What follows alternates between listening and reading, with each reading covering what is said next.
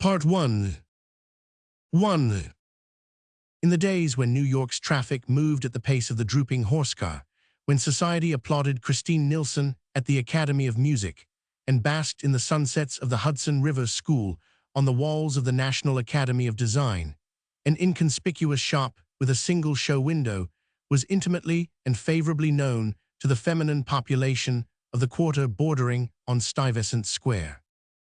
It was a very small shop, in a shabby basement, in a side street already doomed to decline, and from the miscellaneous display behind the window pane and the brevity of the sign surmounting it, merely Bunner Sisters in blotchy gold on a black ground, it would have been difficult for the uninitiated to guess the precise nature of the business carried on within. But that was of little consequence, since its fame was so purely local that the customers on whom its existence depended were almost congenitally aware of the exact range of goods to be found at Bunner Sisters. The house of which Bunner Sisters had annexed the basement was a private dwelling with a brick front, green shutters on weak hinges, and a dressmaker's sign in the window above the shop. On each side of its modest 3 stories stood higher buildings, with fronts of brown stone, cracked and blistered, cast-iron balconies, and cat-haunted grass patches behind twisted railings. These houses, too, had once been private, but now a cheap lunchroom filled the basement of one, while the other announced itself, above the naughty wisteria that clasped its central balcony, as the Mendoza Family Hotel. It was obvious from the chronic cluster of refuse barrels at its area gate and the blurred surface of its curtainless windows that the families frequenting the Mendoza Hotel were not exacting in their tastes, though they doubtless indulged in as much fastidiousness as they could afford to pay for, and rather more than their landlord thought they had a right to express. These 3 houses fairly exemplified the general character of the street, which, as it stretched eastward, rapidly fell from shabbiness to squalor, with an increasing frequency of projecting signboards and of swinging doors that softly shut or opened at the touch of red-nosed men and pale little girls with broken jugs. The middle of the street was full of irregular depressions, well adapted to retain the long swirls of dust and straw and twisted paper that the wind drove up and down its sad, untended length. And toward the end of the day, when traffic had been active, the fissured pavement formed a mosaic of colored handbills, lids of tomato cans, old shoes, cigar stumps, and banana skins, cemented together by a layer of mud, or veiled in a powdering of dust, as the state of the weather determined. The sole refuge offered from the contemplation of this depressing waste was the sight of the Bunner Sisters' window. Its panes were always well washed, and though their display of artificial flowers, bands of scalloped flannel, wire hat frames, and jars of homemade preserves had the undefinable grayish tinge of objects long preserved in the showcase of a museum, the window revealed a background of orderly counters and whitewashed walls in pleasant contrast to the adjoining dinginess. The Bunner Sisters were proud of the neatness of their shop and content with its humble prosperity. It was not what they had once imagined it would be, but though it presented but a shrunken image of their earlier ambitions, it enabled them to pay their rent and keep themselves alive and out of debt, and it was long since their hopes had soared higher. Now and then, however, among their grayer hours, there came one not bright enough to be called sunny, but rather of the silvery twilight hue which sometimes ends a day of storm. It was such an hour that Anne Eliza, the elder of the firm, was soberly enjoying as she sat one January evening in the back room which served as bedroom, kitchen, and parlor to herself and her sister Evelina. In the shop the blinds had been drawn down, the counters cleared, and the wares in the window lightly covered with an old sheet. But the shop door remained unlocked till Evelina, who had taken a parcel to the dyer's, should come back.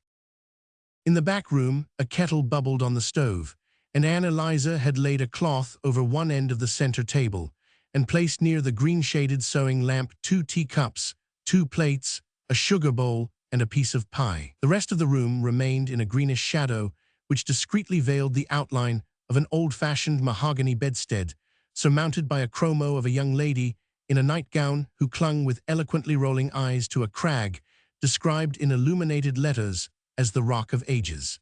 And against the unshaded windows, 2 rocking chairs and a sewing machine were silhouetted on the dusk. Anne Eliza, her small and habitually anxious face smoothed to unusual serenity, and the streaks of pale hair on her veined temples shining glossily beneath the lamp, had seated herself at the table and was tying up, with her usual fumbling deliberation, a knobby object wrapped in paper. Now and then, as she struggled with the string, which was too short, she fancied she heard the click of the shop door and paused to listen for her sister. Then, as no one came, she straightened her spectacles and entered into renewed conflict with the parcel. In honor of some event of obvious importance, she had put on her double-dyed and triple-turned black silk. Age, while bestowing on this garment a patina worthy of a Renaissance bronze, had deprived it of whatever curves the wearer's pre-Raphaelite figure had once been able to impress on it. But this stiffness of outline gave it an air of sacerdotal state, which seemed to emphasize the importance of the occasion. Seen thus, in her sacramental black silk, a wisp of lace turned over the collar and fastened by a mosaic brooch, and her face smoothed into harmony with her apparel, Annalisa looked 10 years younger than behind the counter, in the heat and burden of the day. It would have been as difficult to guess her approximate age as that of the black silk, for she had the same worn and glossy aspect as her dress, but a faint tinge of pink still lingered on her cheekbones, like the reflection of sunset which sometimes colors the west long after the day is over. When she had tied the parcel to her satisfaction and laid it with furtive accuracy just opposite her sister's plate, she sat down, with an air of obviously assumed indifference, in one of the rocking chairs near the window, and a moment later the shop door opened and Evelina entered. The younger Bunner sister, who was a little taller than her elder, had a more pronounced nose, but a weaker slope of mouth and chin. She still permitted herself the frivolity of waving her pale hair, and its tight little ridges, stiff as the tresses of an Assyrian statue, were flattened under a dotted veil which ended at the tip of her cold-reddened nose. In her scant jacket and skirt of black cashmere, she looked singularly nipped and faded, but it seemed possible that under happier conditions she might still warm into relative youth. "Why, Annalisa," she exclaimed, in a thin voice pitched to chronic fretfulness, "what in the world you got your best silk on for?" Annalisa had risen with a blush that made her steel-browed spectacles incongruous. "Why, Evelina, why shouldn't I should like to know, ain't it your birthday, dear?" She put out her arms with the awkwardness of habitually repressed emotion. Evelina, without seeming to notice the gesture, threw back the jacket from her narrow shoulders. "Oh, pshaw," she said, less peevishly, "I guess we'd better give up birthdays, much as we can do to keep Christmas nowadays." "You hadn't oughter say that, Evelina. We ain't so badly off as all that. I guess you're cold and tired.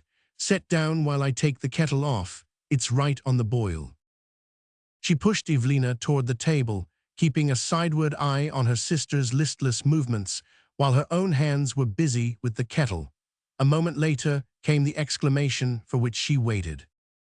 "Why, Annalisa!" Evelina stood transfixed by the sight of the parcel beside her plate. Annalisa, tremulously engaged in filling the teapot, lifted a look of hypocritical surprise. "Sakes, Evelina, what's the matter?" The younger sister had rapidly untied the string and drawn from its wrappings a round nickel clock of the kind to be bought for $1.75. "Oh, Annalisa, how could you?" She set the clock down, and the sisters exchanged agitated glances across the table. "Wells," the elder retorted, "ain't it your birthday?" "Yes, but—" "Well, and ain't you had to run round the corner to the square every morning, rain or shine, to see what time it was, ever since we had to sell Mother's watch last July? Ain't you, Evelina?" "Yes, but—" "There ain't any buts. We've always wanted a clock, and now we've got one. That's all there is about it. Ain't she a beauty, Evelina?" Annalisa, putting back the kettle on the stove, leaned over her sister's shoulder to pass an approving hand over the circular rim of the clock. "Hear how loud she ticks. I was afraid you'd hear her soon as you come in." "No, I wasn't thinking," murmured Evelina. "Well, ain't you glad now?" Annalisa gently reproached her. The rebuke had no acerbity, for she knew that Evelina's seeming indifference was alive with unexpressed scruples. "I'm real glad, sister, but you hadn't oughter. We could have got on well enough without." "Evelina Bunner, just you sit down to your tea. I guess I know what I'd oughter and what I'd hadn't oughter just as well as you do. I'm old enough." "You're real good, Ann Eliza, but I know you've given up something you needed to get me this clock." "What do I need, I'd like to know? Ain't I got a best black silk?" the elder sister said with a laugh full of nervous pleasure. She poured out Evelina's tea, adding some condensed milk from the jug and cutting for her the largest slice of pie. Then she drew up her own chair to the table. The two women ate in silence for a few moments before Evelina began to speak again. "The clock is perfectly lovely, and I don't say it ain't a comfort to have it, but I hate to think what it must have cost you." "No, it didn't neither," Ann Eliza retorted. "I got it dirt cheap, if you want to know, and I paid for it out of a little extra work I did the other night on the machine for Mrs. Hawkins." "The baby wastes." "Yes." "There, I knew it. You swore to me you'd buy a new pair of shoes with that money." "Well, and Esparson, I didn't want 'em. What then? I've patched up the old ones as good as new, and I do declare, Evelina Bunner, if you ask me another question you'll go and spoil all my pleasure." "Very well, I won't," said the younger sister. They continued to eat without farther words. Evelina yielded to her sister's entreaty that she should finish the pie and poured out a second cup of tea, into which she put the last lump of sugar, and between them, on the table, the clock kept up its sociable tick. "Where'd you get it, Ann Eliza?" asked Evelina, fascinated. "Where'd you s'pose? Why, right round here, over across the square, in the queerest little store you ever laid eyes on. I saw it in the window as I was passing, and I stepped right in and asked how much it was, and the storekeeper he was real pleasant about it. He was just the nicest man. I guess he's a German.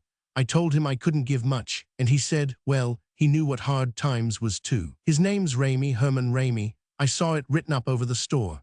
And he told me he used to work at Tiffany's, for years in the clock department, and 3 years ago he took sick with some kind of fever and lost his place, and when he got well they'd engaged somebody else and didn't want him, and so he started this little store by himself. I guess he's real smart, and he spoke quite like an educated man, but he looks sick." Evelina was listening with absorbed attention. In the narrow lives of the two sisters, such an episode was not to be underrated. "What you say his name was?" she asked as Ann Eliza paused. "Herman Ramey." "How old is he?" "Well, I couldn't exactly tell you. He looked so sick, but I don't believe he's much over 40. By this time the plates had been cleared and the teapot emptied, and the two sisters rose from the table. Ann Eliza, tying an apron over her black silk, carefully removed all traces of the meal.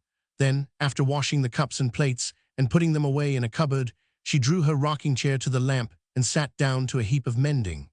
Evelina, meanwhile, had been roaming about the room in search of an abiding place for the clock. A rosewood not with ornamental fretwork, hung on the wall beside the devout young lady in dishabille. And after much weighing of alternatives, the sisters decided to dethrone a broken china vase filled with dried grasses which had long stood on the top shelf, and to put the clock in its place. The vase, after farther consideration, being relegated to a small table covered with blue and white beadwork, which held a Bible and prayer book, and an illustrated copy of Longfellow's poems given as a school prize to their father. This change having been made, and the effect studied from every angle of the room, Evelina languidly put her pinking machine on the table and sat down to the monotonous work of pinking a heap of black silk flounces. The strips of stuff slid slowly to the floor at her side, and the clock, from its commanding altitude, kept time with the dispiriting click of the instrument under her fingers. Chapter 2.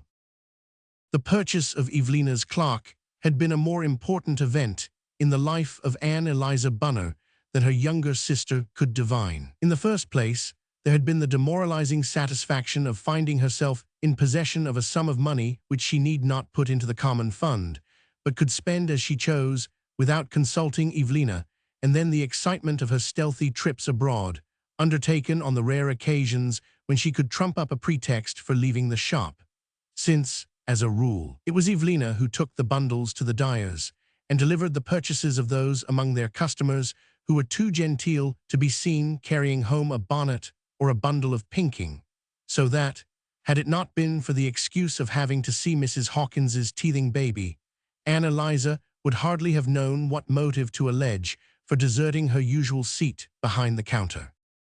The infrequency of her walks made them the chief events of her life. The mere act of going out from the monastic quiet of the shop into the tumult of the streets filled her with a subdued excitement which grew too intense for pleasure as she was swallowed by the engulfing roar of Broadway or Third Avenue and began to do timid battle with their incessant cross-currents of humanity. After a glance or two into the great show windows, she usually allowed herself to be swept back into the shelter of a side street and finally regained her own roof in a state of breathless bewilderment and fatigue. But gradually, as her nerves were soothed by the familiar quiet of the little shop and the click of Evelina's pinking machine, certain sights and sounds would detach themselves from the torrent along which she had been swept, and she would devote the rest of the day to a mental reconstruction of the different episodes of her walk, till finally it took shape in her thought as a consecutive and highly colored experience, from which, for weeks afterwards, she would detach some fragmentary recollection in the course of her long dialogues with her sister. But when, to the unwanted excitement of going out, was added the intenser interest of looking for a present for Evelina, Ann Eliza's agitation, sharpened by concealment, actually preyed upon her rest, and it was not till the present had been given, and she had unbosomed herself of the experiences connected with its purchase, that she could look back with anything like composure to that stirring moment of her life. From that day forward, however, she began to take a certain tranquil pleasure in thinking of Mr. Ramey's small shop, not unlike her own in its countrified obscurity, though the layer of dust which covered its counter and shelves made the comparison only superficially acceptable. Still, she did not judge the state of the shop severely, for Mr. Ramey had told her that he was alone in the world, and lone men, she was aware, did not know how to deal with dust. It gave her a good deal of occupation to wonder why he had never married, or if, on the other hand, he were a widower and had lost all his dear little children, and she scarcely knew which alternative seemed to make him the more interesting. In either case, his life was assuredly a sad one, and she passed many hours in speculating on the manner in which he probably spent his evenings. She knew he lived at the back of his shop, for she had caught, on entering, a glimpse of a dingy room with a tumbled bed, and the pervading smell of cold fry suggested that he probably did his own cooking. She wondered if he did not often make his tea with water that had not boiled, and asked herself, almost jealously, who looked after the shop while he went to market. Then it occurred to her as likely that he bought his provisions at the same market as Evelina, and she was fascinated by the thought that he and her sister might constantly be meeting in total unconsciousness of the link between them. Whenever she reached this stage in her reflections, she lifted a furtive glance to the clock, whose loud staccato tick was becoming a part of her inmost being. The seed sown by these long hours of meditation germinated at last in the secret wish to go to market some morning in Evelina's stead. As this purpose rose to the surface of Ann Eliza's thoughts, she shrank back shyly from its contemplation. A plan so steeped in duplicity had never before taken shape in her crystalline soul. How was it possible for her to consider such a step? And besides, she did not possess sufficient logic to mark the downward trend of this. Besides, what excuse could she make that would not excite her sister's curiosity? From this second query, it was an easy descent to the third. How soon could she manage to go? It was Evelina herself who furnished the necessary pretext by awaking with a sore throat on the day when she usually went to market. It was a Saturday, and as they always had their bit of steak on Sunday, the expedition could not be postponed, and it seemed natural that Ann Eliza, as she tied an old stocking around Evelina's throat, should announce her intention of stepping round to the butcher's. "Oh, Ann Eliza, they'll cheat you so," her sister wailed. Ann Eliza brushed aside the imputation with a smile, and a few minutes later, having set the room to rights and cast a last glance at the shop, she was tying on her bonnet with fumbling haste. The morning was damp and cold, with a sky full of sulky clouds that would not make room for the sun, but as yet dropped only an occasional snowflake. In the early light, the street looked its meanest and most neglected, but to Anne Eliza, never greatly troubled by any untidiness for which she was not responsible, it seemed to wear a singularly friendly aspect. A few minutes' walk brought her to the market where Evelina made her purchases, and where, if he had any sense of topographical fitness, Mr. Ramey must also deal. Anne Eliza, making her way through the outskirts of potato barrels and flabby fish, found no one in the shop but the gory-aproned butcher who stood in the background cutting chops. As she approached him across the tessellation of fish scales, blood, and sawdust, he laid aside his cleaver and not unsympathetically asked, "Sister sick?" "Oh, not very, just a cold," she answered, as guiltily as if Evelina's illness had been feigned. "We want a steak as usual, please, and my sister said you was to be sure to give me just as good a cut as if it was her," she added with childlike candor. "Oh, that's all right." The butcher picked up his weapon with a grin. "Your sister knows a cut as well as any of us," he remarked. In another moment, Anne Eliza reflected, the steak would be cut and wrapped up, and no choice left her but to turn her disappointed steps toward home.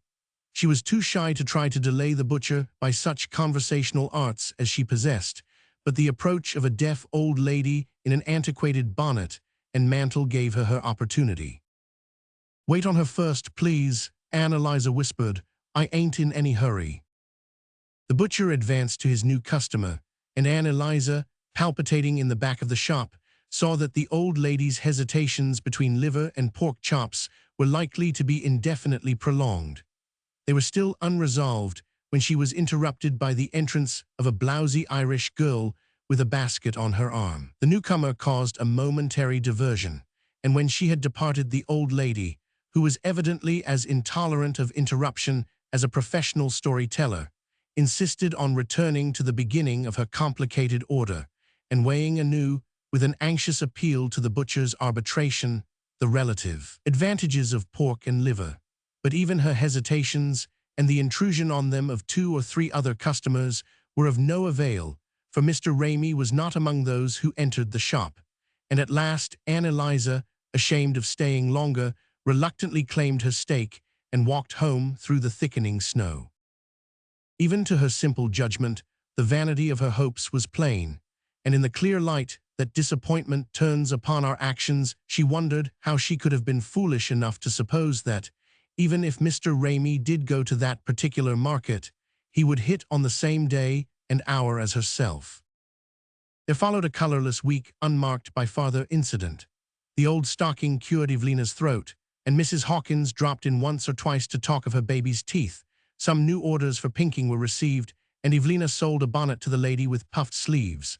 The lady with puffed sleeves, a resident of the square, whose name they had never learned, because she always carried her own parcels home, was the most distinguished and interesting figure on their horizon. She was youngish, she was elegant, as the title they had given her implied, and she had a sweet, sad smile about which they had woven many histories, but even the news of her return to town, it was her first apparition that year, failed to arouse Anne Eliza's interest.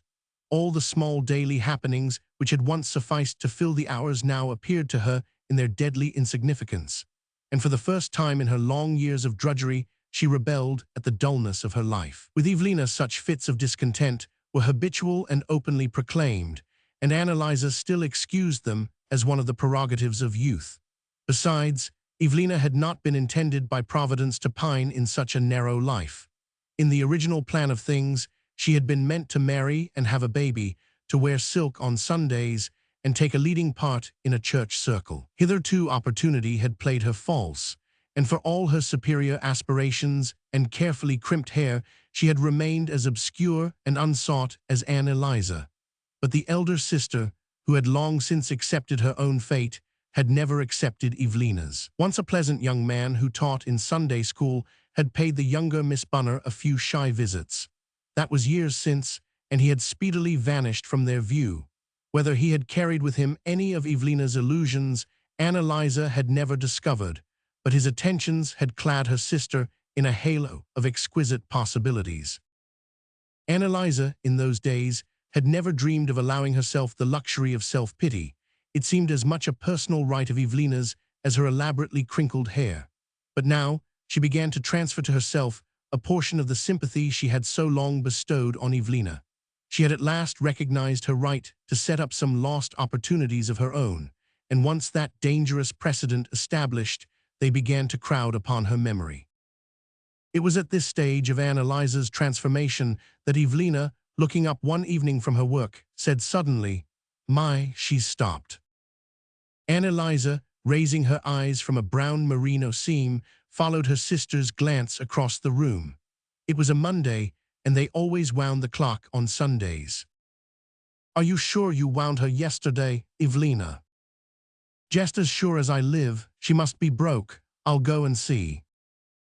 Evelina laid down the hat she was trimming and took the clock from its shelf. "There, I knew it. She's wound just as tight. What you supposes happened to her, Annalisa?" "I dunno, I'm sure," said the elder sister, wiping her spectacles before proceeding to a close examination of the clock. With anxiously bent heads the two women shook and turned it, as though they were trying to revive a living thing, but it remained unresponsive to their touch, and at length Evelina laid it down with a sigh. "Seems like something dead, don't it, Annalisa? How still the room is." "Yes, ain't it?" "Well, I'll put her back where she belongs," Evelina continued, in the tone of one about to perform the last offices for the departed. "And I guess," she added, "you'll have to step round to Mr. Ramey's tomorrow and see if he can fix her." Annalisa's face burned. Yes, I guess I'll have to," she stammered, stooping to pick up a spool of cotton which had rolled to the floor.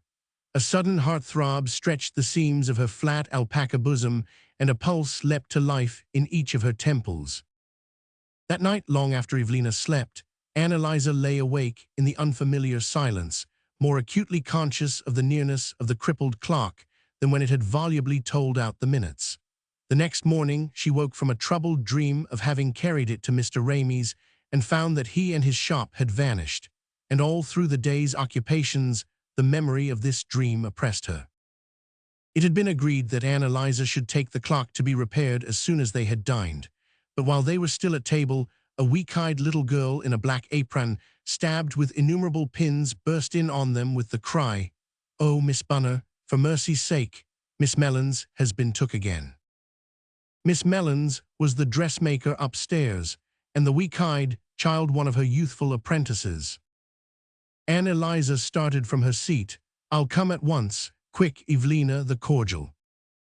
By this euphemistic name, the sisters designated a bottle of cherry brandy, the last of a dozen inherited from their grandmother, which they kept locked in their cupboard against such emergencies. A moment later, cordial in hand, Annalisa was hurrying upstairs behind the weak-eyed child. Miss Mellon's turn was sufficiently serious to detain Annalisa for nearly 2 hours, and dusk had fallen when she took up the depleted bottle of cordial and descended again to the shop. It was empty, as usual, and Evelina sat at her pinking machine in the back room. Annalisa was still agitated by her efforts to restore the dressmaker, but in spite of her preoccupation she was struck, as soon as she entered, by the loud tick of the clock, which still stood on the shelf where she had left it. "Why, she's going," she gasped, before Evelina could question her about Miss Mellons. "Did she start up again by herself?"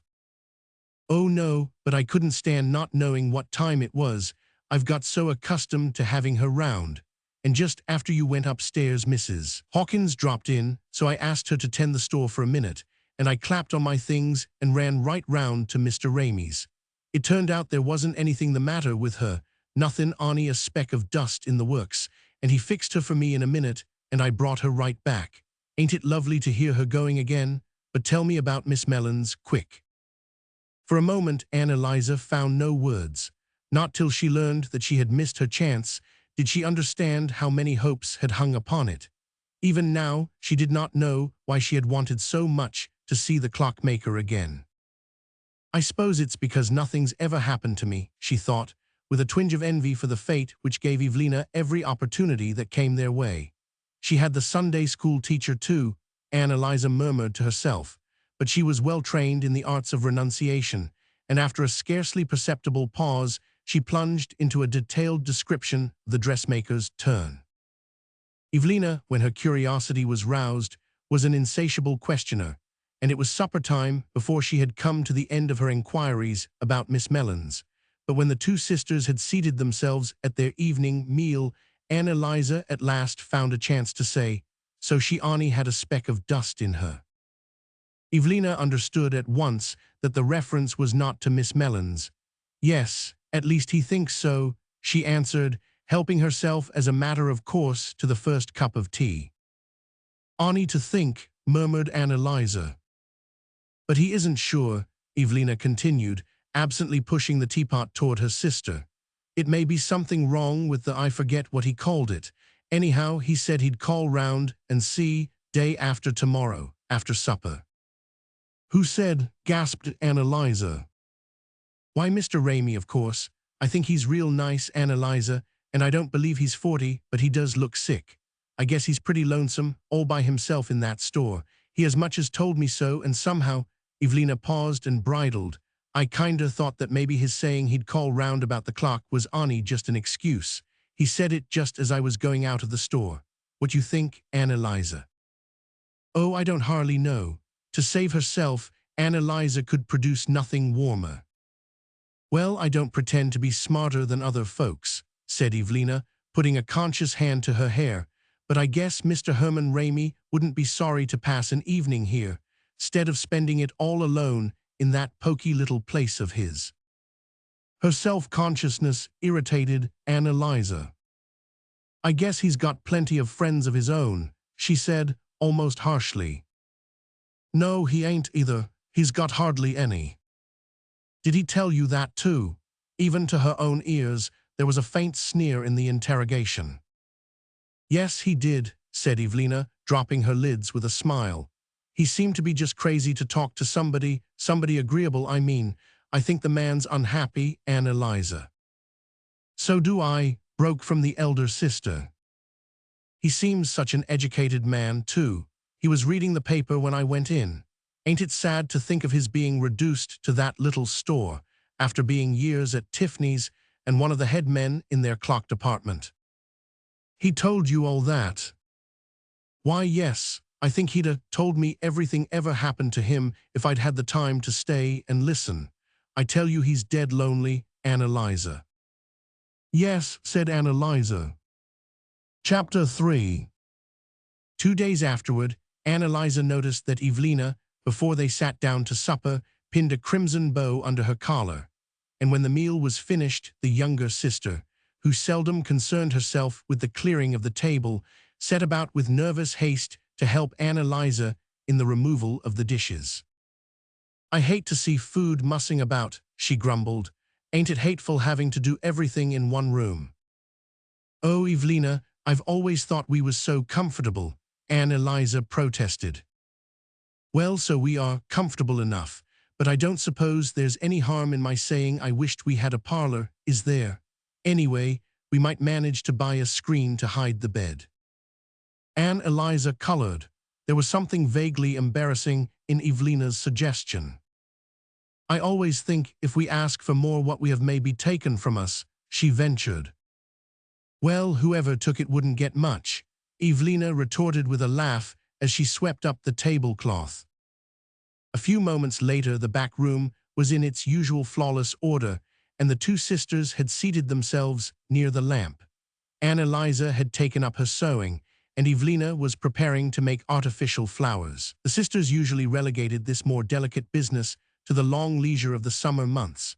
But tonight, Evelina had brought out the box which lay all winter under the bed, and spread before her a bright array of muslin petals, yellow stamens, and green corollas, and a tray of little implements curiously suggestive of the dental art. Anne Eliza made no remark on this unusual proceeding. Perhaps she guessed why, for that evening her sister had chosen a graceful task. Presently a knock on the outer door made them look up, but Evelina, the first on her feet, said promptly, "Sit still, I'll see who it is." Anne Eliza was glad to sit still.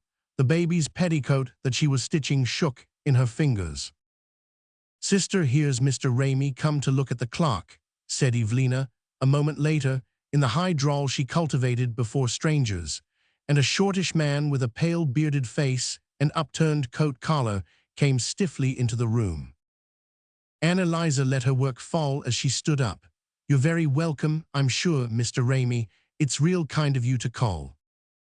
"Not at all, ma'am."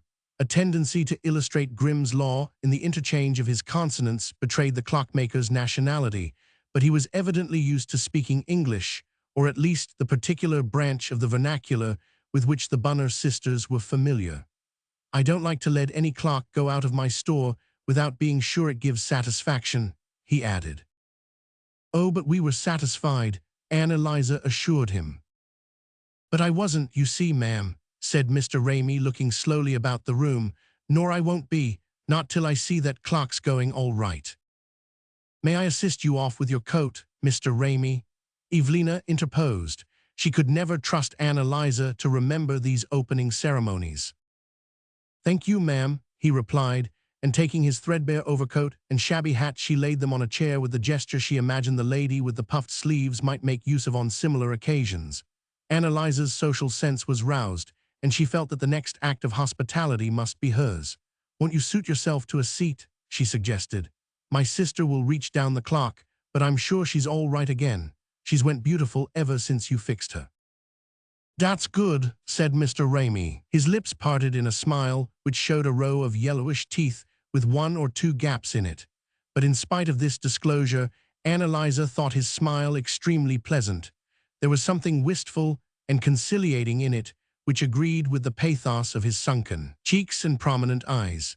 As he took the lamp, the light fell on his bulging forehead and wide skull thinly covered with grayish hair. His hands were pale and broad, with knotty joints and square fingertips rimmed with grime, but his touch was as light as a woman's. "Well, ladies, dat clock's all right," he pronounced. "I'm sure we're very much obliged to you," said Evelina, throwing a glance at her sister. "Oh," Ann Eliza murmured, involuntarily answering the admonition. She selected a key from the bunch that hung at her waist with her cutting-out scissors, and fitting it into the lock of the cupboard, brought out the cherry brandy and 3 old-fashioned glasses engraved with vine wreaths. "It's a very cold night," she said, "and maybe you'd like a sip of this cordial. It was made a great while ago by our grandmother." "It looks fine," said Mr. Raimi, bowing, and Ann Eliza filled the glasses. In her own and Evelina's she poured only a few drops, but she filled their guests to the brim. "My sister and I seldom take wine," she explained. With another bow, which included both his hostesses, Mr. Raimi drank off the cherry brandy and pronounced it excellent. Evelina, meanwhile, with an assumption of industry intended to put their guest at ease, had taken up her instruments and was twisting a rose petal into shape. "You make artificial flowers, I see, ma'am," said Mr. Raimi with interest. "It's very pretty work. I had a lady vriend in Germany dat used to make flowers." He put out a square fingertip to touch the petal. Evelina blushed a little. "You left Germany long ago, I suppose?" "Dear me, yes, a good while ago. I was only 19 when I come to the States." After this, the conversation dragged on intermittently till Mr. Raimi, peering about the room with the short-sighted glance of his race, said with an air of interest, "You're pleasantly fixed here. It looks real cozy." The note of wistfulness in his voice was obscurely moving to Ann Eliza. "Oh, we live very plainly," said Evelina, with an affectation of grandeur deeply impressive to her sister. "We have very simple tastes." "You look real comfortable, anyhow," said Mr. Raimi. His bulging eyes seemed to muster the details of the scene with a gentle envy. "I wished I had as good a store, but I guess no place seems home-like when you're always alone in it." For some minutes longer, the conversation moved on at this desultory pace, and then Mr. Raimi, who had been obviously nerving himself for the difficult act of departure, took his leave with an abruptness which would have startled anyone used to the subtler gradations of intercourse. But to Ann Eliza and her sister, there was nothing surprising in his abrupt retreat. The long-drawn agonies of preparing to leave, and the subsequent dumb plunge through the door, were so usual in their circle that they would have been as much embarrassed as Mr. Ramey if he had tried to put any fluency into his adieus. After he had left, both sisters remained silent for a while. Then Evelina, laying aside her unfinished flower, said, "I'll go and lock up." 4. Intolerably monotonous seemed now to the Bunner sisters the treadmill routine of the shop, colorless and long their evenings about the lamp, aimless their habitual interchange of words to the weary accompaniment of the sewing and pinking machines. It was perhaps with the idea of relieving the tension of their mood that Evelina, the following Sunday, suggested inviting Miss Mellons to supper. The Bunner sisters were not in a position to be lavish of the humblest hospitality, but 2 or 3 times in the year they shared their evening meal with a friend, and Miss Mellons, still flushed with the importance of her turn, seemed the most interesting guest they could invite. As the 3 women seated themselves at the supper table, embellished by the unwanted addition of pound cake and sweet pickles, the dressmaker's sharp, swarthy person stood out vividly between the neutral-tinted sisters. Miss Mellons was a small woman with a glossy yellow face and a frizz of black hair bristling with imitation tortoiseshell pins. Her sleeves had a fashionable cut, and half a dozen metal bangles rattled on her wrists. Her voice rattled like her bangles as she poured forth a stream of anecdote and ejaculation, and her round black eyes jumped with acrobatic velocity from one face to another. Miss Mellons was always having or hearing of amazing adventures. She had surprised a burglar in her room at midnight, though how he got there, what he robbed her of, and by what means he escaped had never been quite clear to her auditors. She had been warned by anonymous letters that her grocer, a rejected suitor, was putting poison in her tea. She had a customer who was shadowed by detectives, and another, a very wealthy lady, who had been arrested in a department store for kleptomania. She had been present at a spiritualist séance where an old gentleman had died in a fit on seeing a materialization of his mother-in-law. She had escaped from 2 fires in her nightgown, and at the funeral of her first cousin, the horses attached to the hearse had run away and smashed the coffin, precipitating her relative into an open manhole before the eyes of his distracted family. A skeptical observer might have explained Miss Mellons's proneness to adventure by the fact that she derived her chief mental nourishment from the Police Gazette and the Fireside Weekly, but her lot was cast in a circle where such insinuations were not likely to be heard, and where the title role in blood-curdling drama had long been her recognized right. "Yes," she was now saying, her emphatic eyes on Ann Eliza, "you may not believe it, Miss Bunner, and I don't knows I should myself if anybody else was to tell me, but over a year before ever I was born, my mother she went to see a gypsy fortune-teller that was exhibited in a tent on the Battery with the green-headed lady, though her father warned her not to, and what you suppose she told her? Why, she told her these very words, says she, 'Your next child'll be a girl with jet-black curls, and she'll suffer from spasms.'" "Mercy," murmured Ann Eliza, a ripple of sympathy running down her spine. 500 you ever have spasms before, Miss Mellons?" Evelina asked. "Yes, ma'am," the dressmaker declared. "And where'd you suppose I had 'em? Why, at my cousin Emma McIntyre's wedding, her that married the apothecary over in Jersey City, though her mother appeared to her in a dream and told her she'd rue the day she done it. But as Emma said, she got more advice than she wanted from the living, and if she was to listen to specters, too, she'd never be sure what she'd ought to do and what she'd oughtn't. But I will say her husband took to drink, and she never was the same woman after her first baby. Well, they had an elegant church wedding, and what you suppose I saw as I was walking up the aisle with the wedding procession?" "Well," Ann Eliza whispered, forgetting to thread her needle. "Why, a coffin, to be sure, right on the top step of the chancel. Emma's folks is Episcopalians, and she would have a church wedding, though his mother raised a terrible rumpus over it. Well, there it set, right in front of where the minister stood that was going to marry him. A coffin covered with a black velvet pall with a gold fringe, and a gates ajar in white camellias atop of it." "Goodness," said Evelina, starting, "there's a knock." "Who can it be?" shuddered Ann Eliza, still under the spell of Miss Mellons's hallucination. Evelina rose and lit a candle to guide her through the shop. They heard her turn the key of the outer door, and a gust of night air stirred the close atmosphere of the back room. Then there was a sound of vivacious exclamations, and Evelina returned with Mr. Ramey. Anne Eliza's heart rocked like a boat in a heavy sea, and the dressmaker's eyes, distended with curiosity, sprang eagerly from face to face. "I just thought I'd call in again," said Mr. Ramey, evidently somewhat disconcerted by the presence of Miss Mellons. "Just to see how the clock's behaving," he added with his hollow-cheeked smile. "Oh, she's behaving beautiful," said Anne Eliza, "but we're real glad to see you all the same. Miss Mellons, let me make you acquainted with Mr. Ramey." The dressmaker tossed back her head and dropped her lids in condescending recognition of the stranger's presence, and Mr. Ramey responded by an awkward bow. After the first moment of constraint, a renewed sense of satisfaction filled the consciousness of the three women. The Bunner sisters were not sorry to let Miss Mellons see that they received an occasional evening visit, and Miss Mellons was clearly enchanted at the opportunity of pouring her latest tale into a new ear. As for Mr. Ramey, he adjusted himself to the situation with greater ease than might have been expected, and Evelina, who had been sorry that he should enter the room while the remains of supper still lingered on the table, blushed with pleasure at his good-humored offer to help her glear away.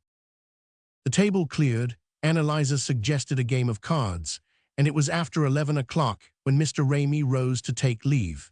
His adieus were so much less abrupt than on the occasion of his first visit that Evelina was able to satisfy her sense of etiquette by escorting him, candle in hand, to the outer door. And as the two disappeared into the shop, Miss Mellons playfully turned to Anne Eliza. "Well, well, Miss Bunner," she murmured, jerking her chin in the direction of the retreating figures, "I'd no idea your sister was keeping company. Ani to think." Anne Eliza, roused from a state of dreamy beatitude, turned her timid eyes on the dressmaker. "Oh, you're mistaken, Miss Mellons. We don't hardly know Mr. Ramey." Miss Mellons smiled incredulously. "You go long, Miss Bunner. I guess there'll be a wedding somewheres round here before spring, and I'll be real offended if I ain't asked to make the dress. I've always seen her in a gored satin with ruchings." Anne Eliza made no answer. She had grown very pale, and her eyes lingered searchingly on Evelina as the younger sister re-entered the room. Evelina's cheeks were pink, and her blue eyes glittered, but it seemed to Anne Eliza that the coquettish tilt of her head regrettably emphasized the weakness of her receding chin. It was the first time that Anne Eliza had ever seen a flaw in her sister's beauty, and her involuntary criticism startled her like a secret disloyalty. That night, after the light had been put out, the elder sister knelt longer than usual at her prayers. In the silence of the darkened room, she was offering up certain dreams and aspirations whose brief blossoming had lent a transient freshness to her days. She wondered now how she could ever have supposed that Mr. Ramey's visits had another cause than the one Miss Mellons suggested. Had not the sight of Evelina first inspired him with a sudden solicitude for the welfare of the clock? And what charms but Evelina's could have induced him to repeat his visit? Grief held up its torch to the frail fabric of Anne Eliza's illusions, and with a firm heart she watched them shrivel into ashes. Then, rising from her knees full of the chill joy of renunciation, she laid a kiss on the crimping pins of the sleeping Evelina and crept under the bedspread at her side. 5. During the months that followed, Mr. Ramey visited the sisters with increasing frequency. It became his habit to call on them every Sunday evening, and occasionally during the week he would find an excuse for dropping in unannounced as they were settling down to their work beside the lamp. Anne Eliza noticed that Evelina now took the precaution of putting on her crimson bow every evening before supper, and that she had refurbished with a bit of carefully washed lace the black silk, which they still called new because it had been bought a year after Anne Eliza's. Mr. Ramey, as he grew more intimate, became less conversational, and after the sisters had blushingly accorded him the privilege of a pipe, he began to permit himself long stretches of meditative silence that were not without charm to his hostesses. There was something at once fortifying and pacific in the sense of that tranquil male presence in an atmosphere which had so long quivered with little feminine doubts and distresses, and the sisters fell into the habit of saying to each other in moments of uncertainty, "We'll ask Mr. Ramey when he comes," and of accepting his verdict, whatever it might be, with a fatalistic readiness that relieved them of all responsibility. When Mr. Ramey drew the pipe from his mouth and became, in his turn, confidential, the acuteness of their sympathy grew almost painful to the sisters. With passionate participation, they listened to the story of his early struggles in Germany and of the long illness which had been the cause of his recent misfortunes. The name of the Mrs. Hotchmuller, an old comrade's widow, who had nursed him through his fever, was greeted with reverential sighs and an inward pang of envy whenever it recurred in his biographical monologues. And once when the sisters were alone, Evelina called a responsive flush to Anne Eliza's brow by saying suddenly, without the mention of any name, "I wonder what she's like." One day towards spring, Mr. Ramey, who had by this time become as much a part of their lives as the letter carrier or the milkman, ventured the suggestion that the ladies should accompany him to an exhibition of stereopticon views, which was to take place at Chickering Hall on the following evening. After their first breathless "oh" of pleasure, there was a silence of mutual consultation, which Anne Eliza at last broke by saying, "You better go with Mr. Ramey, Evelina. I guess we don't both want to leave the store at night." Evelina, with such protests as politeness demanded, acquiesced in this opinion and spent the next day in trimming a white chip bonnet with forget-me-nots of her own making. Anne Eliza brought out her mosaic brooch. A cashmere scarf of their mother's was taken from its linen cerements, and thus adorned Evelina blushingly departed with Mr. Ramey, while the elder sister sat down in her place at the pinking machine.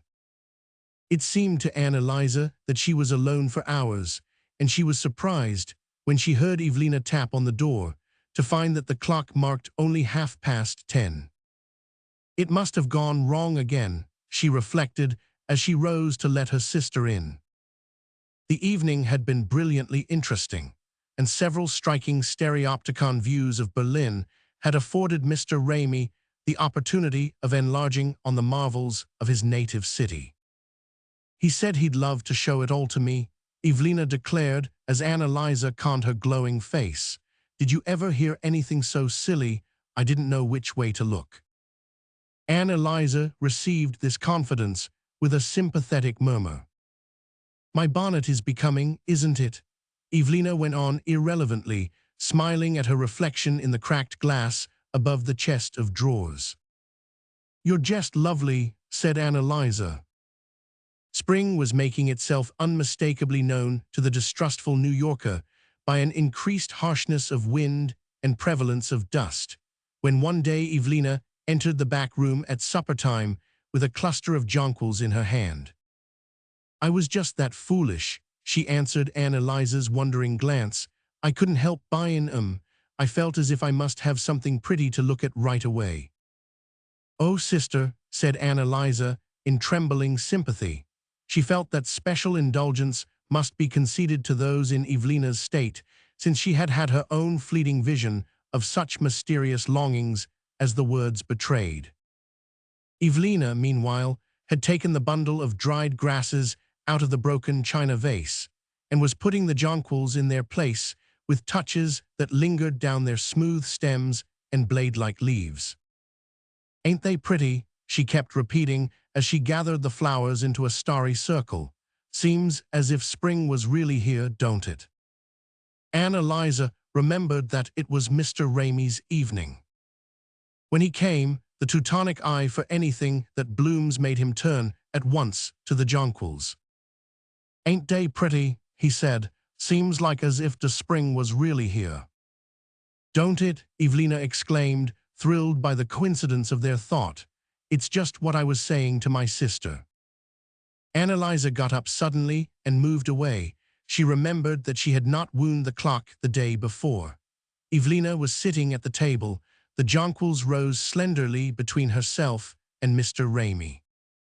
"Oh," she murmured with vague eyes, "how I'd love to get away somewheres into the country this very minute, somewheres where it was green and quiet. Seems as if I couldn't stand the city another day." But Anne Eliza noticed that she was looking at Mr. Ramey and not at the flowers.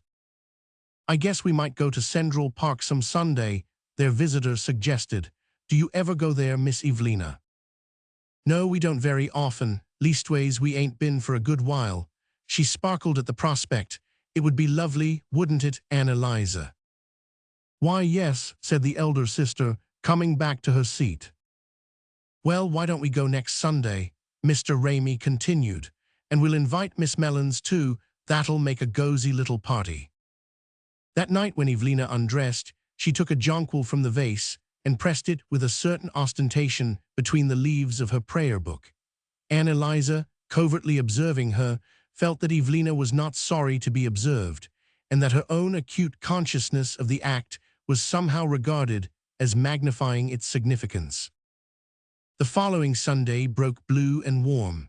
The Bunner sisters were habitual churchgoers, but for once they left their prayer books on the whatnot, and 10 o'clock found them, gloved and bonneted, awaiting Miss Mellons's knock. Miss Mellons presently appeared in a glitter of jet sequins and spangles, with a tale of having seen a strange man prowling under her windows till he was called off at dawn by a Confederate's whistle.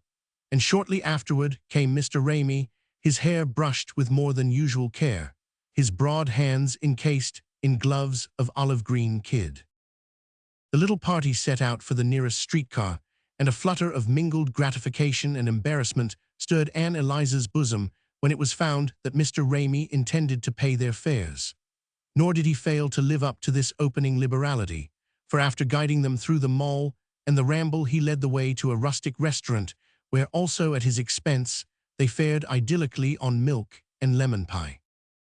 After this they resumed their walk, strolling on with the slowness of unaccustomed holidaymakers from one path to another, through budding shrubberies, past grass banks sprinkled with lilac crocuses, and under rocks on which the forsythia lay like sudden sunshine. Everything about her seemed new and miraculously lovely to Ann Eliza, but she kept her feelings to herself, leaving it to Evelina to exclaim at the hepaticas under the shady ledges, and to Miss Mellons, less interested in the vegetable than in the human world, to remark significantly on the probable history of the persons they met.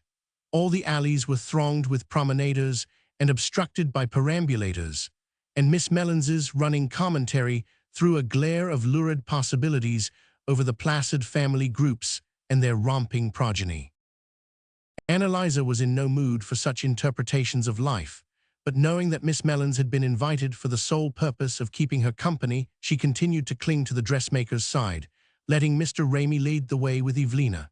Miss Mellons, stimulated by the excitement of the occasion, grew more and more discursive, and her ceaseless talk and the kaleidoscopic whirl of the crowd were unspeakably bewildering to Ann Eliza. Her feet, accustomed to the slippered ease of the shop, ached with the unfamiliar effort of walking, and her ears with the din of the dressmaker's anecdotes, but every nerve in her was aware of Evelina's enjoyment, and she was determined that no weariness of hers should curtail it. Yet even her heroism shrank from the significant glances which Miss Mellons presently began to cast at the couple in front of them.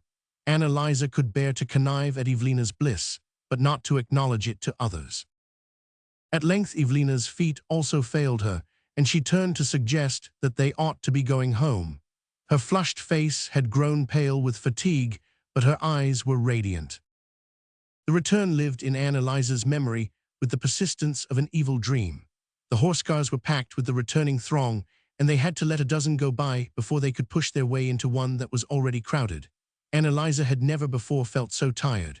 Even Miss Mellons's flow of narrative ran dry, and they sat silent, wedged between a Negro woman and a pockmarked man with a bandaged head, while the car rumbled slowly down a squalid avenue to their corner. Evelina and Mr. Ramey sat together in the forward part of the car, and Ann Eliza could catch only an occasional glimpse of the forget-me-not bonnet and the clockmaker's shiny coat collar. But when the little party got out at their corner, the crowd swept them together again, and they walked back in the effortless silence of tired children to the Bunner sisters' basement. As Miss Mellons and Mr. Ramey turned to go their various ways, Evelina mustered a last display of smiles, but Ann Eliza crossed the threshold in silence, feeling the stillness of the little shop reach out to her like consoling arms. That night she could not sleep, but as she lay cold and rigid at her sister's side, she suddenly felt the pressure of Evelina's arms and heard her whisper, "Oh, Ann Eliza, warn't it heavenly?" Chapter 6. For 4 days after their Sunday in the park, the Bunner sisters had no news of Mr. Ramey. At first neither one betrayed her disappointment and anxiety to the other, but on the 5th morning Evelina, always the first to yield to her feelings, said, as she turned from her untasted tea, "I thought you'd oughter take that money out by now, Ann Eliza." Ann Eliza understood and reddened. The winter had been a fairly prosperous one for the sisters, and their slowly accumulated savings had now reached the handsome sum of $200. But the satisfaction they might have felt in this unwanted opulence had been clouded by a suggestion of Miss Mellins's that there were dark rumors concerning the savings bank in which their funds were deposited. They knew Miss Mellins was given to vain alarms, but her words, by the sheer force of repetition, had so shaken Ann Eliza's peace that after long hours of midnight counsel, the sisters had decided to advise with Mr. Ramey and on Ann Eliza. As the head of the house, this duty had devolved. Mr. Ramey, when consulted, had not only confirmed the dressmaker's report, but had offered to find some safe investment which should give the sisters a higher rate of interest than the suspected savings bank. And Ann Eliza knew that Evelina alluded to the suggested transfer. "Why, yes, to be sure," she agreed. "Mr. Ramey said if he was us, he wouldn't want to leave his money there any longer'n he could help." "It was over a week ago he said it," Evelina reminded her. "I know, but he told me to wait till he'd found out for sure about that other investment, and we ain't seen him since then." Ann Eliza's words released their secret fear. "I wonder what's happened to him," Evelina said. "You don't suppose he could be sick?" "I was wondering too," Ann Eliza rejoined, and the sisters looked down at their plates. "I should think you'd oughter do something about that money pretty soon," Evelina began again. "Well, I know I'd oughter. What would you do if you was me?" "If I was you," said her sister, with perceptible emphasis and a rising blush, "I'd go right round and see if Mr. Ramey was sick. You could." The words pierced Ann Eliza like a blade. "Yes, that's so," she said. "It would only seem friendly if he really is sick. If I was you, I'd go today," Evelina continued, and after dinner Ann Eliza went. On the way she had to leave a parcel at the dyer's, and having performed that errand she turned toward Mr. Ramey's shop. Never before had she felt so old, so hopeless and humble. She knew she was bound on a love errand of Evelina's, and the knowledge seemed to dry the last drop of young blood in her veins. It took from her, too, all her faded virginal shyness, and with a brisk composure she turned the handle of the clockmaker's door.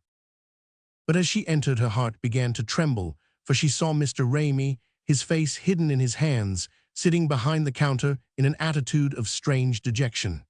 At the click of the latch, he looked up slowly, fixing a lusterless stare on Ann Eliza. For a moment she thought he did not know her. "Oh, you're sick," she exclaimed, and the sound of her voice seemed to recall his wandering senses. "Why, if it ain't Miss Bunner," he said in a low, thick tone, but he made no attempt to move, and she noticed that his face was the color of yellow ashes. "You are sick," she persisted, emboldened by his evident need of help. "Mr. Ramey, it was real unfriendly of you not to let us know." He continued to look at her with dull eyes. "I ain't been sick," he said, "leastways not very, only one of my old turns." He spoke in a slow, labored way, as if he had difficulty in getting his words together. "Rheumatism," she ventured, seeing how unwillingly he seemed to move. "Well, something like, maybe. I couldn't hardly put a name to it. If it was anything like rheumatism, my grandmother used to make a tea," Ann Eliza began. She had forgotten, in the warmth of the moment, that she had only come as Evelina's messenger. At the mention of tea, an expression of uncontrollable repugnance passed over Mr. Ramey's face. "Oh, I guess I'm getting on all right. I've just got a headache today." Ann Eliza's courage dropped at the note of refusal in his voice. "I'm sorry," she said gently.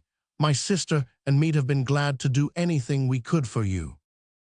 "Thank you kindly," said Mr. Ramey wearily. Then, as she turned to the door, he added with an effort, "Maybe I'll step round tomorrow." "We'll be real glad," Ann Eliza repeated. Her eyes were fixed on a dusty bronze clock in the window. She was unaware of looking at it at the time, but long afterward she remembered that it represented a Newfoundland dog with his paw on an open book. When she reached home, there was a purchaser in the shop, turning over hooks and eyes under Evelina's absent-minded supervision. Annalisa passed hastily into the back room, but in an instant she heard her sister at her side. "Quick, I told her I was going to look for some smaller hooks. How is he?" Evelina gasped. "He ain't been very well," said Annalisa slowly, her eyes on Evelina's eager face, "but he says he'll be sure to be round tomorrow night." "He will? Are you telling me the truth?" "Why, Evelina Bunner?" "Oh, I don't care," cried the younger recklessly, rushing back into the shop. Annalisa stood burning with the shame of Evelina's self-exposure. She was shocked that even to her, Evelina should lay bare the nakedness of her emotion, and she tried to turn her thoughts from it as though its recollection made her a sharer in her sister's debasement.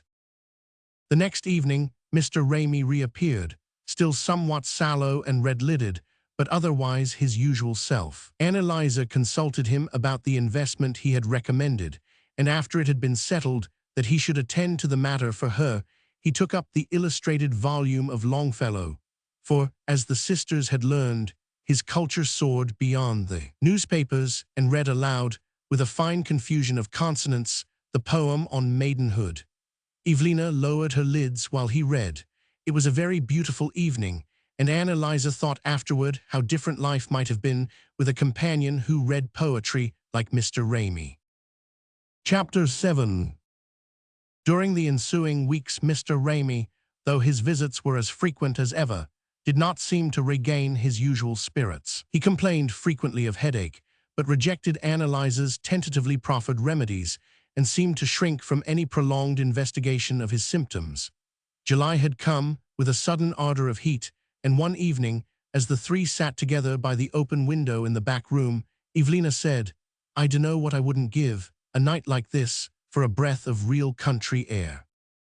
"So would I," said Mr. Ramey, knocking the ashes from his pipe. "I'd like to be setting in an arbor this very minute." "Oh, wouldn't it be lovely?"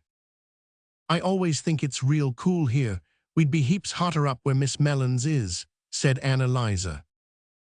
"Oh, I dare say, but we'd be heaps cooler somewhere else," her sister snapped. She was not infrequently exasperated by Annalisa's furtive attempts to mollify Providence. A few days later, Mr. Ramey appeared with a suggestion which enchanted Evelina. He had gone the day before to see his friend, Mrs. Hotchmuller, who lived in the outskirts of Hoboken, and Mrs. Hotchmuller had proposed that on the following Sunday he should bring the Bunner sisters to spend the day with her. "She's got a real garden, you know," Mr. Ramey explained, "wid trees and a real summer house to set in, and hens and chickens too, and it's an elegant sail over on the ferry boat." The proposal drew no response from Annalisa. She was still oppressed by the recollection of her interminable Sunday in the park, but obedient to Evelina's imperious glance, she finally faltered out an acceptance. The Sunday was a very hot one, and once on the ferry boat, Annalisa revived at the touch of the salt breeze and the spectacle of the crowded waters. But when they reached the other shore and stepped out on the dirty wharf, she began to ache with anticipated weariness. They got into a streetcar and were jolted from one mean street to another, till at length Mr. Ramey pulled the conductor's sleeve, and they got out again. Then they stood in the blazing sun, near the door of a crowded beer saloon, waiting for another car to come, and that carried them out to a thinly settled district, past vacant lots and narrow brick houses standing in unsupported solitude, till they finally reached an almost rural region of scattered cottages and low wooden buildings that looked like village stores. Here the car finally stopped of its own accord, and they walked along a rutty road, past a stone-cutter's yard with a high fence tapestried with theatrical advertisements, to a little red house with green blinds and a garden paling. Really, Mr. Ramey had not deceived them. Clumps of delatera and daylilies bloomed behind the paling, and a crooked elm hung romantically over the gable of the house. At the gate, Mrs. Hotchmuller, a broad woman in brick-brown merino, met them with nods and smiles, while her daughter Linda, A flaxen-haired girl with mottled red cheeks and a sidelong stare hovered inquisitively behind her. Mrs. Hotchmuller, leading the way into the house, conducted the Bunner sisters the way to her bedroom. Here they were invited to spread out on a mountainous white featherbed the cashmere mantles under which the solemnity of the occasion had compelled them to swelter, and when they had given their black silks the necessary twitch of readjustment, and Evelina had fluffed out her hair before a looking-glass framed in pink shell work, their hostess led them to a stuffy parlor smelling of gingerbread. After another ceremonial pause, broken by polite inquiries and shy ejaculations, they were shown into the kitchen, where the table was already spread with strange-looking spice cakes and stewed fruits, and where they presently found themselves seated between Mrs. Hotchmuller and Mr. Ramey, while the staring Linda bumped back and forth from the stove with steaming dishes. To Ann Eliza the dinner seemed endless, and the rich fare strangely unappetizing. She was abashed by the easy intimacy of her hostess's voice and eye.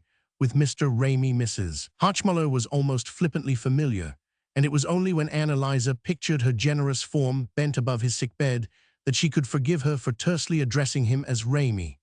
During one of the pauses of the meal, Mrs. Hotchmuller laid her knife and fork against the edges of her plate, and fixing her eyes on the clockmaker's face, said accusingly, "You had one of dem turns again, Ramey."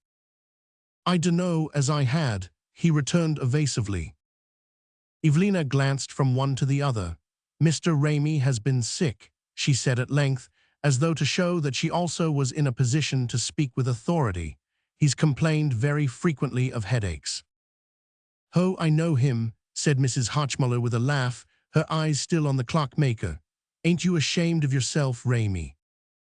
Mr. Ramey, who was looking at his plate, said suddenly one word which the sisters could not understand.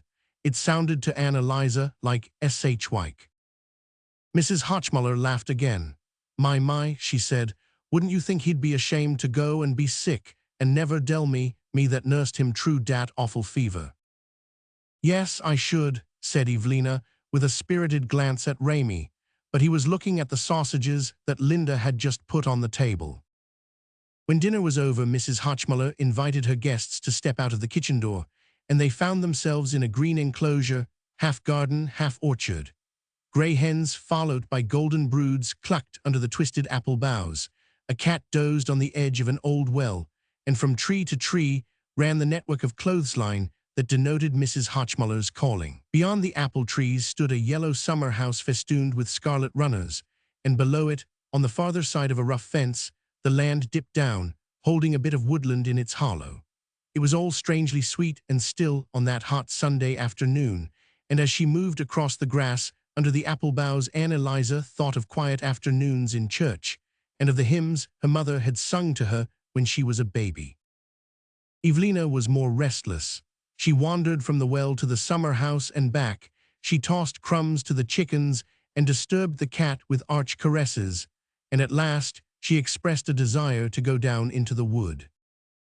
"I guess you got to go round by the road then," said Mrs. Hotchmuller. "My Linda, she goes through a hole in defense, but I guess you'd tear your dress if you was to dry." "I'll help you," said Mr. Ramey, and guided by Linda, the pair walked along the fence till they reached a narrow gap in its boards. Through this they disappeared, watched curiously in their descent by the grinning Linda, while Mrs. Hotchmuller and Ann Eliza were left alone in the summer house. Mrs. Hotchmuller looked at her guest with a confidential smile. "I guess Dale'll be gone quite a while," she remarked, jerking her double chin toward the gap in the fence. "Folks like dat don't never remember about de dime," and she drew out her knitting. Ann Eliza could think of nothing to say. "Your sister, she thinks a great lot of him, don't she?" her hostess continued. Ann Eliza's cheeks grew hot. "Ain't you a teeny bit lonesome away out here sometimes?" she asked. "I should think you'd be scared nights, all alone with your daughter." "Oh no, I ain't," said Mrs. Hotchmuller. "You see, I taken washing, dat's my business, and it's a lot cheaper doing it out here dan in de city, where'd I get a drying ground like dis in Hoboken, and den it's safer for Linda too, it jeeps her outer de streets." "Oh," said Ann Eliza, shrinking. She began to feel a distinct aversion for her hostess, and her eyes turned with involuntary annoyance to the square-backed form of Linda. still inquisitively suspended on the fence. It seemed to Annalisa that Evelina and her companion would never return from the wood. But they came at length, Mr. Ramey's brow pearled with perspiration, Evelina pink and conscious, a drooping bunch of ferns in her hand, and it was clear that, to her at least, the moments had been winged. 500 you suppose they'll revive? She asked, holding up the ferns, but Annalisa, rising at her approach, said stiffly, "We'd better be getting home, Evelina." "Mercy me, ain't you going to take your coffee first?" Mrs. Hotchmuller protested, and Annalisa found to her dismay that another long gastronomic ceremony must intervene before politeness permitted them to leave. At length, however, they found themselves again on the ferry boat. Water and sky were gray, with a dividing gleam of sunset that sent sleek opal waves in the boat's wake. The wind had a cool, tarry breath, as though it had traveled over miles of shipping, and the hiss of the water about the paddles was as delicious as though it had been splashed into their tired faces. Annalisa sat apart, looking away from the others. She had made up her mind that Mr. Ramey had proposed to Evelina in the wood, and she was silently preparing herself to receive her sister's confidence that evening. But Evelina was apparently in no mood for confidences. When they reached home, she put her faded ferns in water, and after supper, when she had laid aside her silk dress and the forget-me-not bonnet, she remained silently seated in her rocking chair near the open window. It was long since Annalisa had seen her in so uncommunicative a mood. The following Saturday, Annalisa was sitting alone in the shop when the door opened and Mr. Ramey entered. He had never before called at that hour, and she wondered a little anxiously what had brought him. "Has anything happened?" she asked, pushing aside the basketful of buttons she had been sorting. "Nots I know of," said Mr. Ramey tranquilly, "but I always close up the store at 2 o'clock Saturdays at this season, so I thought I might as well call round and see you." "I'm real glad, I'm sure," said Annalisa, "but Evelina's out." "I know dat," Mr. Ramey answered. "I met her round de corner. She told me she got to go to dat new dyer's up in 48th Street. She won't be back for a couple of hours, hardly, will she?" Annalisa looked at him with rising bewilderment. "No, I guess not," she answered, her instinctive hospitality prompting her to add, "Won't you set down just the same?" Mr. Ramey sat down on the stool beside the counter, and Annalisa returned to her place behind it. "I can't leave the store," she explained. "Well, I guess we're very well here." Annalisa had become suddenly aware that Mr. Ramey was looking at her with unusual intentness. Involuntarily, her hand strayed to the thin streaks of hair on her temples, and thence descended to straighten the brooch beneath her collar. "You're looking very well today, Miss Bunner," said Mr. Ramey, following her gesture with a smile. "Oh," said Annalisa nervously, "I'm always well in health," she added. "I guess you're healthier than your sister, even if you are less sizable." "Oh, I don't know. Evelina's a mite nervous sometimes, but she ain't a bit sickly." "She ates heartier than you do, but that don't mean nothing," said Mr. Ramey. Annalisa was silent. She could not follow the trend of his thought, and she did not care to commit herself farther about Evelina before she had ascertained if Mr. Ramey considered nervousness interesting or the reverse. But Mr. Ramey spared her all farther indecision. "Well, Miss Bunner," he said, drawing his stool closer to the counter, "I guess I might as well tell you fust as last what I come here for today. I want to get married." Annalisa, in many a prayerful midnight hour, had sought to strengthen herself for the hearing of this avowal, but now that it had come, she felt pitifully frightened and unprepared.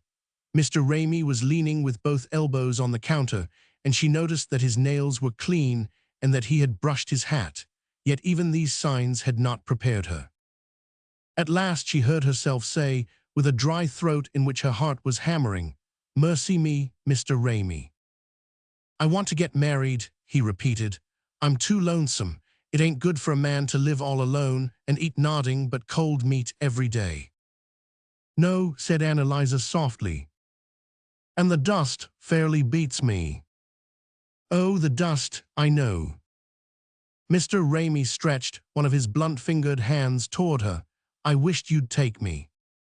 Still, Annalisa did not understand. She rose hesitatingly from her seat, pushing aside the basket of buttons which lay between them.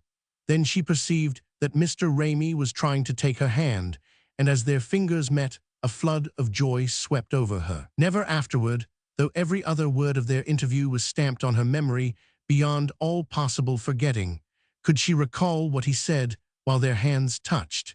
She only knew that she seemed to be floating on a summer sea, and that all its waves were in her ears. Me, she gasped. "I guess so," said her suitor placidly. "You suit me right down to the ground, Miss Bunner, that's the truth."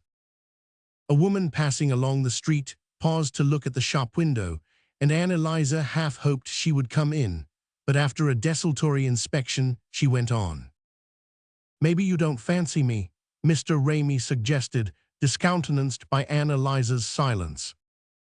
A word of assent was on her tongue, but her lips refused it. She must find some other way of telling him. "I don't say that." "Well, I always kinda thought we was suited to one another," Mr. Ramey continued, eased of his momentary doubt. "I always liked a quiet style, no fuss and airs, and not afraid of work." He spoke as though dispassionately cataloguing her charms. Annalisa felt that she must make an end. "But, Mr. Ramey, you don't understand. I've never thought of marrying." Mr. Ramey looked at her in surprise. "Why not?" "Well, I don't know, Harley." She moistened her twitching lips. "The fact is, I ain't as active as I look. Maybe I couldn't stand the care. I ain't as spry as Evelina nor as young," she added, with a last great effort. "But you do most of the work here anyways," said her suitor doubtfully. "Oh well, that's because Evelina's busy outside, and where there's only two women the work don't amount to much. Besides, I'm the oldest, I have to look after things," she hastened on, half pained that her simple ruse should so readily deceive him. "Well, I guess you're active enough for me," he persisted. His calm determination began to frighten her. She trembled lest her own should be less staunch. No, she repeated, feeling the tears on her lashes. "I couldn't, Mr. Ramey, I couldn't marry. I'm so surprised. I always thought it was Evelina, always, and so did everybody else. She's so bright and pretty, it seemed so natural." "Well, you was all mistaken," said Mr. Ramey obstinately. "I'm so sorry." He rose, pushing back his chair. "You'd better think it over," he said, in the large tone of a man who feels he may safely wait. "Oh, no, it ain't any sorter use, Mr. Ramey. I don't never mean to marry. I get tired so easily I'd be afraid of the work, and I have such awful headaches." She paused, racking her brain for more convincing infirmities. "Headaches, do you?" said Mr. Ramey, turning back. "My, yes, awful ones that I have to give right up to. Evelina has to do everything when I have one of them headaches. She has to bring me my tea in the mornings." "Well, I'm sorry to hear it," said Mr. Ramey. "Thank you kindly all the same," Annalisa murmured. "And please don't." She stopped suddenly, looking at him through her tears. "Oh, that's all right," he answered. "Don't you fret, Miss Gunner. Folks have got to suit themselves." She thought his tone had grown more resigned since she had spoken of her headaches. For some moments he stood looking at her with a hesitating eye, as though uncertain how to end their conversation, and at length she found courage to say, in the words of a novel she had once read, "I don't want this should make any difference between us." "Oh my, no," said Mr. Ramey, absently picking up his hat. "You'll come in just the same," she continued, nerving herself to the effort. "We'd miss you awfully if you didn't. Evelina," she paused, torn between her desire to turn his thoughts to Evelina and the dread of prematurely disclosing her sister's secret. "Don't Miss Evelina have no headaches?" Mr. Ramey suddenly asked. "My, no, never. Well, not to speak of, anyway. She ain't had one for ages, and when Evelina is sick, she won't never give in to it," Annalisa declared, making some hurried adjustments with her conscience. "I wouldn't have thought that," said Mr. Ramey. "I guess you don't know us as well as you thought you did." Well, no, that's so. Maybe I don't. I'll wish you good day, Miss Bunner, and Mr. Ramey moved toward the door. Good day, Mr. Ramey, Annalisa answered. She felt unutterably thankful to be alone. She knew the crucial moment of her life had passed, and she was glad that she had not fallen below her own ideals. It had been a wonderful experience, and in spite of the tears on her cheeks, she was not sorry to have known it. Two facts, however, took the edge from its perfection: that it had happened in the shop, and that she had not had on her black silk. She passed the next hour in a state of dreamy ecstasy. Something had entered into her life of which no subsequent impoverishment could rob it. She glowed with the same rich sense of possessorship that once, as a little girl, she had felt when her mother had given her a gold locket, and she had sat up in bed in the dark to draw it from its hiding place beneath her nightgown. At length, a dread of Evelina's return began to mingle with these musings. How could she meet her younger sister's eye without betraying what had happened? She felt as though a visible glory lay on her, and she was glad that dusk had fallen when Evelina entered. But her fears were superfluous. Evelina, always self-absorbed, had of late lost all interest in the simple happenings of the shop, and Annalisa, with mingled mortification and relief, perceived that she was in no danger of being cross-questioned as to the events of the afternoon. She was glad of this, yet there was a touch of humiliation in finding that the portentous secret in her bosom did not visibly shine forth. It struck her as dull, and even slightly absurd, of Evelina not to know at last that they were equals. Part 2. Chapter 8. Mr. Ramey, after a decent interval, returned to the shop, and Annalisa, when they met, was unable to detect whether the emotions which seethed under her black alpaca found an echo in his bosom. Outwardly he made no sign. He lit his pipe as placidly as ever and seemed to relapse without effort into the unruffled intimacy of old. Yet to Annalisa's initiated eye, a change became gradually perceptible. She saw that he was beginning to look at her sister as he had looked at her on that momentous afternoon. She even discerned a secret significance in the turn of his talk with Evelina. Once he asked her abruptly if she should like to travel, and Annalisa saw that the flush on Evelina's cheek was reflected from the same fire which had scorched her own.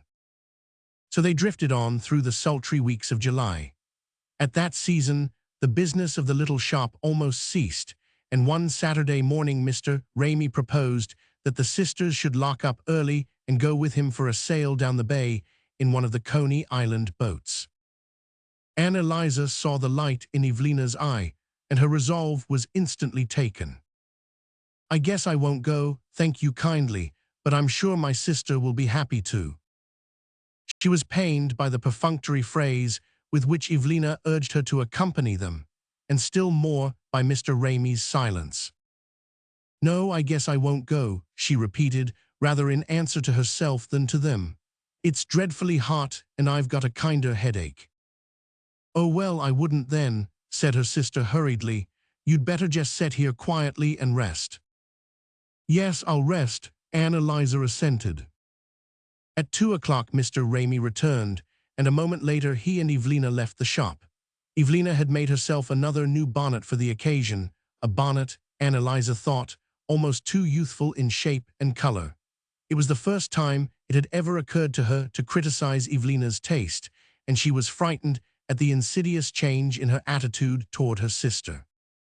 When Annalisa, in later days, looked back on that afternoon, she felt that there had been something prophetic in the quality of its solitude.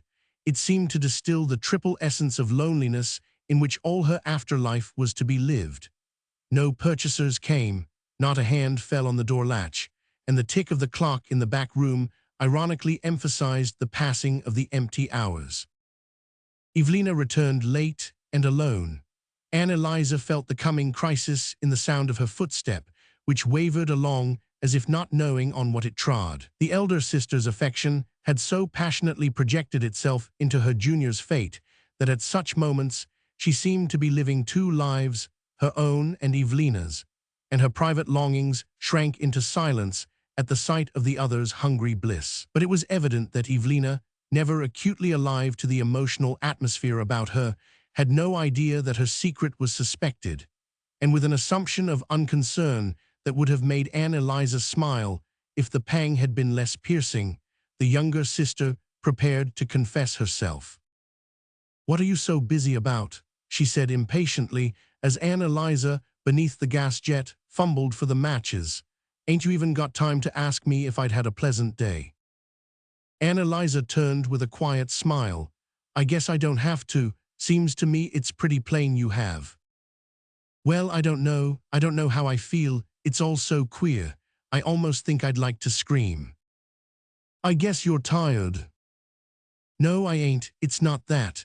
But it all happened so suddenly, and the boat was so crowded I thought everybody'd hear what he was saying." "Annalisa," she broke out, "why on earth don't you ask me what I'm talking about?" Annalisa, with a last effort of heroism, feigned a fond incomprehension. "What are you?" "Why, I'm engaged to be married, so there, now it's out. And it happened right on the boat, only to think of it. Of course I wasn't exactly surprised. I've known right along he was going to sooner or later, only somehow I didn't think of its happening today. I thought he'd never get up his courage. He said he was so 'fraid I'd say no, that's what kept him so long from asking me.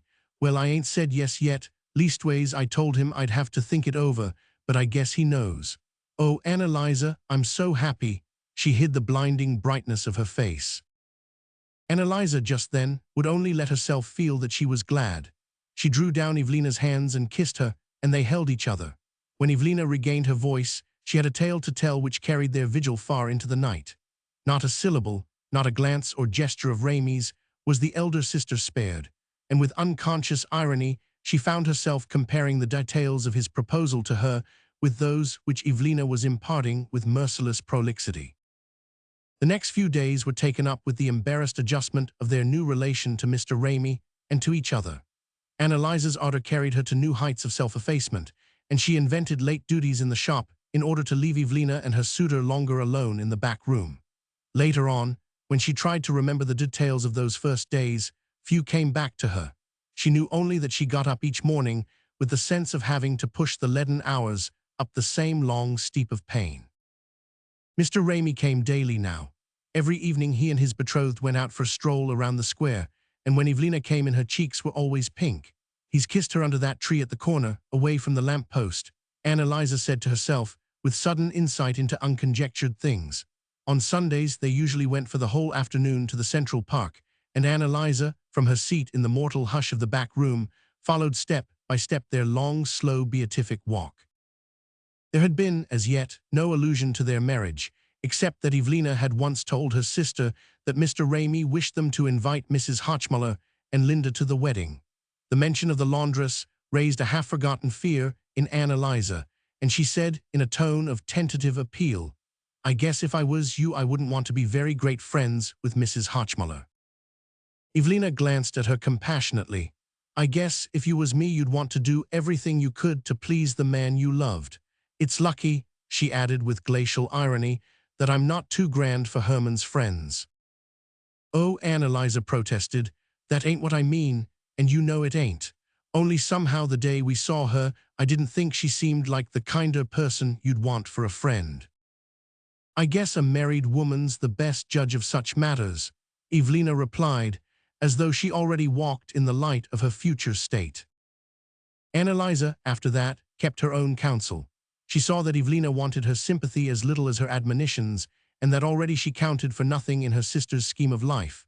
To Annalisa's idolatrous acceptance of the cruelties of fate, this exclusion seemed both natural and just, but it caused her the most lively pain. She could not divest her love for Evelina of its passionate motherliness. No breath of reason could lower it to the cool temperature of sisterly affection. She was then passing, as she thought, through the novitiate of her pain, preparing, in 100 experimental ways, for the solitude awaiting her when Evelina left. It was true that it would be a tempered loneliness. They would not be far apart. Evelina would run in daily from the clockmakers. They would doubtless take supper with her on Sundays. But already Annalisa guessed with what growing perfunctoriness her sister would fulfill these obligations. She even foresaw the day when, to get news of Evelina, she should have to lock the shop at nightfall and go herself to Mr. Ramy's door. But on that contingency she would not dwell. "They can come to me when they want to. They'll always find me here," she simply said to herself. One evening, Evelina came in flushed and agitated from her stroll around the square. Eliza saw at once that something had happened, but the new habit of reticence checked her question. She had not long to wait. "Oh, Eliza, only to think what he says." The pronoun stood exclusively for Mr. Ramey. "I declare I'm so upset I thought the people in the square would notice me. Don't I look queer? He wants to get married right off, this very next week." "Next week?" "Yes, so's we can move out to St. Louis right away." "Him and you move out to St. Louis?" "Well, I don't know as it would be natural for him to want to go out there without me," Evelina simpered. "But it's all so sudden I don't know what to think. He only got the letter this morning. Do I look queer, Eliza?" Her eye was roving for the mirror. "No, you don't," said Eliza almost harshly. "Well, it's a mercy," Evelina pursued with a tinge of disappointment. "It's a regular miracle I didn't faint right out there in the square. Herman's so thoughtless, he just put the letter into my hand without a word. It's from a big firm out there, the Tiffany of St. Louis. He says it is, offering him a place in their clock department. Seems they heard of him through a German friend of his that's settled out there. It's a splendid opening, and if he gives satisfaction, they'll raise him at the end of the year." She paused, flushed with the importance of the situation, which seemed to lift her once for all above the dull level of her former life. "Then you'll have to go," came at last from Eliza. Evelina stared. "You wouldn't have me interfere with his prospects, would you?" No, I only meant, has it got to be so soon?" "Right away, I tell you, next week. Ain't it awful?" blushed the bride. "Well, this was what happened to mothers. They bore it," Eliza mused, "so why not she? Ah, but they had their own chance first. She had had no chance at all. And now this life, which she had made her own, was going from her forever, had gone, already, in the inner and deeper sense, and was soon to vanish in even its outward nearness, its surface communion of voice and eye. At that moment, even the thought of Evelina's happiness refused her its consolatory ray, or its light, if she saw it, was too remote to warm her. The thirst for a personal and inalienable tie, for pangs and problems of her own, was parching Eliza's soul. It seemed to her that she could never again gather strength to look her loneliness in the face. The trivial obligations of the moment came to her aid. Nursed in idleness, her grief would have mastered her, but the needs of the shop and the back room and the preparations for Evelina's marriage kept the tyrant under. Miss Mellons, true to her anticipations, had been called on to aid in the making of the wedding dress, and she and Eliza were bending one evening over the breadths of pearl-gray cashmere, which, in spite of the dressmaker's prophetic vision of gored satin, had been judged most suitable, when Evelina came into the room alone. Eliza had already had occasion to notice that it was a bad sign when Mr. Ramey left his affianced at the door. It generally meant that Evelina had something disturbing to communicate, and Eliza's first glance told her that this time the news was grave. Miss Mellons, who sat with her back to the door and her head bent over her sewing, started as Evelina came around to the opposite side of the table. "Mercy, Miss Evelina, I declare I thought you was a ghost, the way you crept in. I had a customer once up in 49th Street, a lovely young woman with a 36 bust and a waist you could put into her wedding ring, and her husband, he crept up behind her that way just for a joke, and frightened her into a fit, and when she come to she was a raving maniac, and had to be taken to Bloomingdale with 2 doctors and a nurse to hold her in the carriage, and a lovely baby only 6 weeks old, and there she is to this day, poor creature." "I didn't mean to startle you," said Evelina. She sat down on the nearest chair, and as the lamplight fell on her face, Eliza saw that she had been crying. "You do look dead beat," Miss Mellons resumed, after a pause of soul-probing scrutiny. "I guess Mr. Ramey lugs you round that square too often. You'll walk your legs off if you ain't careful. Men don't never consider they're all alike. Why, I had a cousin once that was engaged to a book agent." "Maybe we'd better put away the work for tonight, Miss Mellons," Eliza interposed. "I guess what Evelina wants is a good night's rest." "That's so," assented the dressmaker. "Have you got the back breadths run together, Miss Bunner? Here's the sleeves, I'll pin 'em together." She drew a cluster of pins from her mouth, in which she seemed to secrete them as squirrels stow away nuts. "There," she said, rolling up her work. "You go right away to bed, Miss Evelina, and we'll set up a little later tomorrow night. I guess you're a mite nervous, ain't you? I know when my turn comes I'll be scared to death." With this arch forecast she withdrew, and Anne Eliza, returning to the back room, found Evelina still listlessly seated by the table. True to her new policy of silence, the elder sister set about folding up the bridal dress, but suddenly Evelina said in a harsh, unnatural voice, "There ain't any use in going on with that." The folds slipped from Anne Eliza's hands. "Evelina Bunner, what you means?" "Just what I say, it's put off." "Put off? What's put off?" "Are getting married. He can't take me to St. Louis. He ain't got money enough." She brought the words out in the monotonous tone of a child reciting a lesson. Anne Eliza picked up another breadth of cashmere and began to smooth it out. "I don't understand," she said at length. "Well, it's plain enough. The journey's fearfully expensive, and we've got to have something left to start with when we get out there. We've counted up, and he ain't got the money to do it, that's all." "But I thought he was going right into a splendid place." "So he is, but the salary's pretty low the first year and board's very high in St. Louis. He's just got another letter from his German friend, and he's been figuring it out, and he's afraid to chance it. He'll have to go alone." "But there's your money. Have you forgotten that? The $100 in the bank." Evelina made an impatient movement. "Of course I ain't forgotten it. Annie, it ain't enough. It would all have to go into buying furniture, and if he was took sick and lost his place again, we wouldn't have a cent left. He says he's got to lay by another $100 before he'll be willing to take me out there." For a while Anne Eliza pondered this surprising statement. Then she ventured, "Seems to me he might have thought of it before." In an instant Evelina was aflame. "I guess he knows what's right as well as you or me. I'd sooner die than be a burden to him." Anne Eliza made no answer. The clutch of an unformulated doubt had checked the words on her lips. She had meant, on the day of her sister's marriage, to give Evelina the other half of their common savings, but something warned her not to say so now. The sisters undressed without farther words. After they had gone to bed and the light had been put out, the sound of Evelina's weeping came to Anne Eliza in the darkness, but she lay motionless on her own side of the bed, out of contact with her sister's shaken body. Never had she felt so coldly remote from Evelina. The hours of the night moved slowly, ticked off with wearisome insistence by the clock which had played so prominent a part in their lives. Evelina's sobs still stirred the bed at gradually lengthening intervals, till at length Anne Eliza thought she slept. But with the dawn, the eyes of the sisters met, and Anne Eliza's courage failed her as she looked in Evelina's face. She sat up in bed and put out a pleading hand.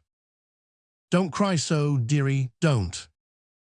"Oh, I can't bear it, I can't bear it," Evelina moaned. Anne Eliza stroked her quivering shoulder. Don't," she repeated. "If you take the other 100, won't that be enough? I always meant to give it to you. Annie, I didn't want to tell you till your wedding day." Chapter 9. Evelina's marriage took place on the appointed day. It was celebrated in the evening, in the chantry of the church which the sisters attended, and after it was over the few guests who had been present repaired to the Bunner sisters' basement, where a wedding supper awaited them.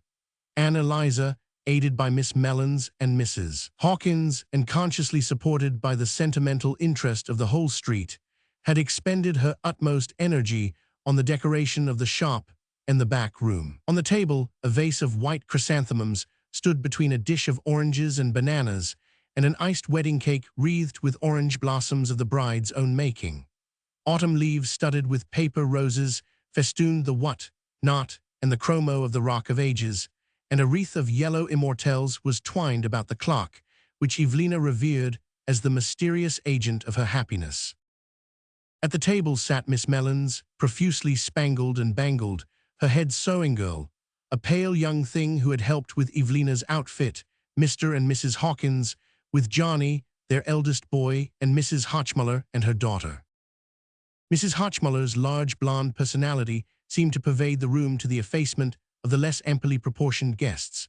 It was rendered more impressive by a dress of crimson poplin that stood out from her in organ-like folds, and Linda, whom Annalisa had remembered as an uncouth child with a sly look about the eyes, surprised her by a sudden blossoming into feminine grace, such as sometimes follows on a gawky girlhood.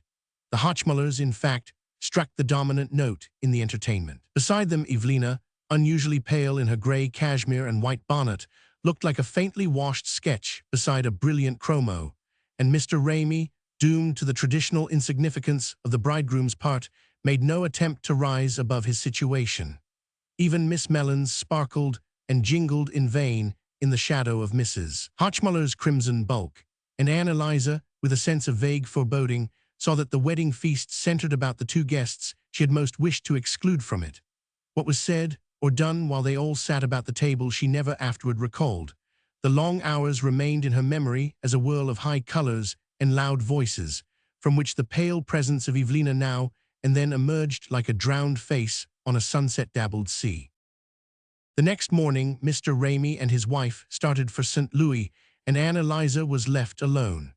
Outwardly, the first strain of parting was tempered by the arrival of Miss Mellons, Mrs. Hawkins and Johnny, who dropped in to help in the ungarlanding and tidying up of the back room. Annalisa was duly grateful for their kindness, but the talking over, on which they had evidently counted, was Dead Sea fruit on her lips, and just beyond the familiar warmth of their presences, she saw the form of solitude at her door. Annalisa was but a small person to harbor so great a guest, and a trembling sense of insufficiency possessed her. She had no high musings to offer to the new companion of her hearth. Every one of her thoughts had hitherto turned to Evelina and shaped itself in homely, easy words. Of the mighty speech of silence, she knew not the earliest syllable. Everything in the back room and the shop, on the second day after Evelina's going, seemed to have grown coldly unfamiliar. The whole aspect of the place had changed with the changed conditions of Annalisa's life. The first customer who opened the shop door startled her like a ghost, and all night she lay tossing on her side of the bed, sinking now and then into an uncertain doze, from which she would suddenly wake to reach out her hand for Evelina. In the new silence surrounding her, the walls and furniture found voice, frightening her at dusk and midnight with strange sighs and stealthy whispers. Ghostly hands shook the window shutters or rattled at the outer latch, and once she grew cold at the sound of a step, like Evelina's, stealing through the dark shop to die out on the threshold. In time, of course, she found an explanation for these noises, telling herself that the bedstead was warping, that Miss Mellons trod heavily overhead, or that the thunder of passing beer wagons shook the door latch. But the hours leading up to these conclusions were full of the floating terrors that harden into fixed foreboding. Worst of all were the solitary meals, when she absently continued to set aside the largest slice of pie for Evelina, and to let the tea grow cold while she waited for her sister to help herself to the first cup. Miss Mellons, coming in on one of these sad repasts, suggested the acquisition of a cat, but Annalisa shook her head. She had never been used to animals, and she felt the vague shrinking of the pious from creatures divided from her by the abyss of soul-lustness. At length, after 10 empty days, Evelina's first letter came. "My dear sister," she wrote, in her pinched Spencerian hand, "it seems strange to be in this great city so far from home alone with him I have chosen for life. But marriage has its solemn duties which those who are not can never hope to understand, and happier perhaps for this reason, life for them has only simple tasks and pleasures, but those who must take thought for others must be prepared to do their duty in whatever station it has pleased the Almighty to call them. Not that I have cause to complain. My dear husband is all love and devotion, but being absent all day at his business, how can I help but feel lonesome at times? As the poet says, it is hard for they that love to live apart.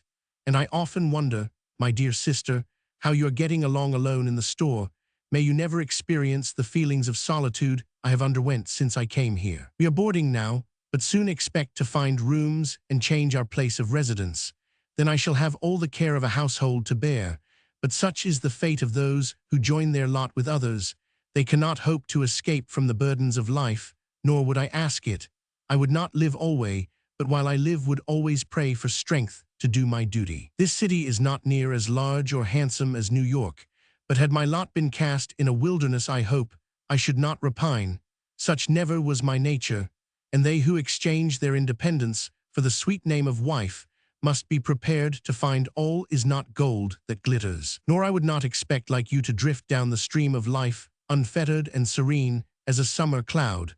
Such is not my fate, but come what may will always find in me a resigned and prayerful spirit, and hoping this finds you as well as it leaves me, I remain, my dear sister, yours truly, Evelina Bunner. Annalisa had always secretly admired the oratorical and impersonal tone of Evelina's letters, but the few she had previously read, having been addressed to schoolmates or distant relatives, had appeared in the light of literary compositions rather than as records of personal experience. Now she could not but wish that Evelina had laid aside her swelling periods for a style more suited to the chronicling of homely incidents. She read the letter again and again, seeking for a clue to what her sister was really doing and thinking. But after each reading she emerged impressed, but unenlightened from the labyrinth of Evelina's eloquence. During the early winter, she received 2 or 3 more letters of the same kind, each enclosing in its loose husk of rhetoric a smaller kernel of fact. By dint of patient interlinear study, Annalisa gathered from them that Evelina and her husband, after various costly experiments in boarding, had been reduced to a tenement house flat, that living in St. Louis was more expensive than they had supposed, and that Mr. Ramey was kept out late at night. Why, at a jeweler's, Annalisa wondered, and found his position less satisfactory than he had been led to expect. Toward February the letters fell off, and finally they ceased to come. At first Annalisa wrote, shyly but persistently, entreating for more frequent news. Then, as one appeal after another was swallowed up in the mystery of Evelina's protracted silence, vague fears began to assail the elder sister. Perhaps Evelina was ill, and with no one to nurse her but a man who could not even make himself a cup of tea. Annalisa recalled the layer of dust in Mr. Ramey's shop, and pictures of domestic disorder mingled with the more poignant vision of her sister's illness. But surely, if Evelina were ill, Mr. Ramey would have written. He wrote a small, neat hand, and epistolary communication was not an insuperable embarrassment to him. The too probable alternative was that both the unhappy pair had been prostrated by some disease which left them powerless to summon her. For summon her they surely would, Annalisa with unconscious cynicism reflected, if she or her small economies could be of use to them. The more she strained her eyes into the mystery, the darker it grew, and her lack of initiative, her inability to imagine what steps might be taken to trace the lost in distant places, left her benumbed and helpless. At last there floated up from some depth of troubled memory the name of the firm of St. Louis jewelers by whom Mr. Ramey was employed. After much hesitation and considerable effort, she addressed to them a timid request for news of her brother-in-law, and sooner than she could have hoped the answer reached her. Dear Madam, in reply to yours of the 29th ult., we beg to state the party you refer to was discharged from our employ a month ago. We are sorry we are unable to furnish you wish his address. Yours respectfully, Ludwig and Hammerbusch. Annalisa read and reread the curt statement in a stupor of distress. She had lost her last trace of Evelina. All that night she lay awake, revolving the stupendous project of going to St. Louis in search of her sister. But though she pieced together her few financial possibilities with the ingenuity of a brain used to fitting odd scraps into patchwork quilts, she woke to the cold daylight fact that she could not raise the money for her fare. Her wedding gift to Evelina had left her without any resources beyond her daily earnings, and these had steadily dwindled as the winter passed. She had long since renounced her weekly visit to the butcher and had reduced her other expenses to the narrowest measure, but the most systematic frugality had not enabled her to put by any money. In spite of her dogged efforts to maintain the prosperity of the little shop, her sister's absence had already told on its business. Now that Annalisa had to carry the bundles to the dyers herself, the customers who called in her absence, finding the shop locked, too often went elsewhere. Moreover, after several stern but unavailing efforts, she had had to give up the trimming of bonnets, which in Evelina's hands had been the most lucrative as well as the most interesting part of the business. This change to the passing female eye robbed the shop window of its chief attraction, and when painful experience had convinced the regular customers of the Bunner sisters of Annalisa's lack of millinery skill, they began to lose faith in her ability to curl a feather or even freshen up a bunch of flowers. The time came when Annalisa had almost made up her mind to speak to the lady with puffed sleeves, who had always looked at her so kindly and had once ordered a hat of Evelina. Perhaps the lady with puffed sleeves would be able to get her a little plain sewing to do, or she might recommend the shop to friends. Annalisa, with this possibility in view, rummaged out of a drawer the fly-blown remainder of the business cards which the sisters had ordered in the first flush of their commercial adventure. But when the lady with puffed sleeves finally appeared, she was in deep mourning and wore so sad a look that Annalisa dared not speak. She came in to buy some spools of black thread and silk, and in the doorway she turned back to say, "I am going away tomorrow for a long time. I hope you will have a pleasant winter," and the door shut on her. One day not long after this, it occurred to Annalisa to go to Hoboken in quest of Mrs. Hotchmuller. Much as she shrank from pouring her distress into that particular ear, her anxiety had carried her beyond such reluctance. But when she began to think the matter over, she was faced by a new difficulty. On the occasion of her only visit to Mrs. Hotchmuller, she and Evelina had suffered themselves to be led there by Mr. Ramey, and Annalisa now perceived that she did not even know the name of the laundress's suburb, much less that of the street in which she lived. But she must have news of Evelina, and no obstacle was great enough to thwart her. Though she longed to turn to someone for advice, she disliked to expose her situation to Miss Mellins's searching eye, and at first she could think of no other confidant.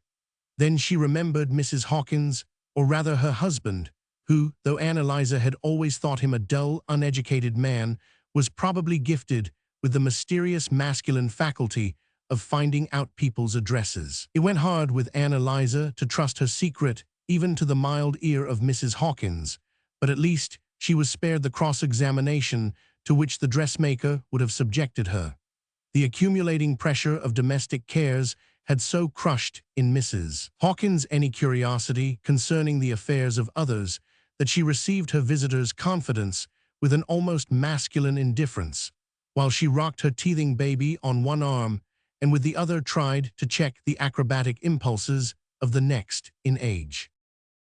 My, she simply said as Annalisa ended. "Keep still now, Arthur. Miss Bunner don't want you to jump up and down on her foot today. And what are you gaping at, Johnny?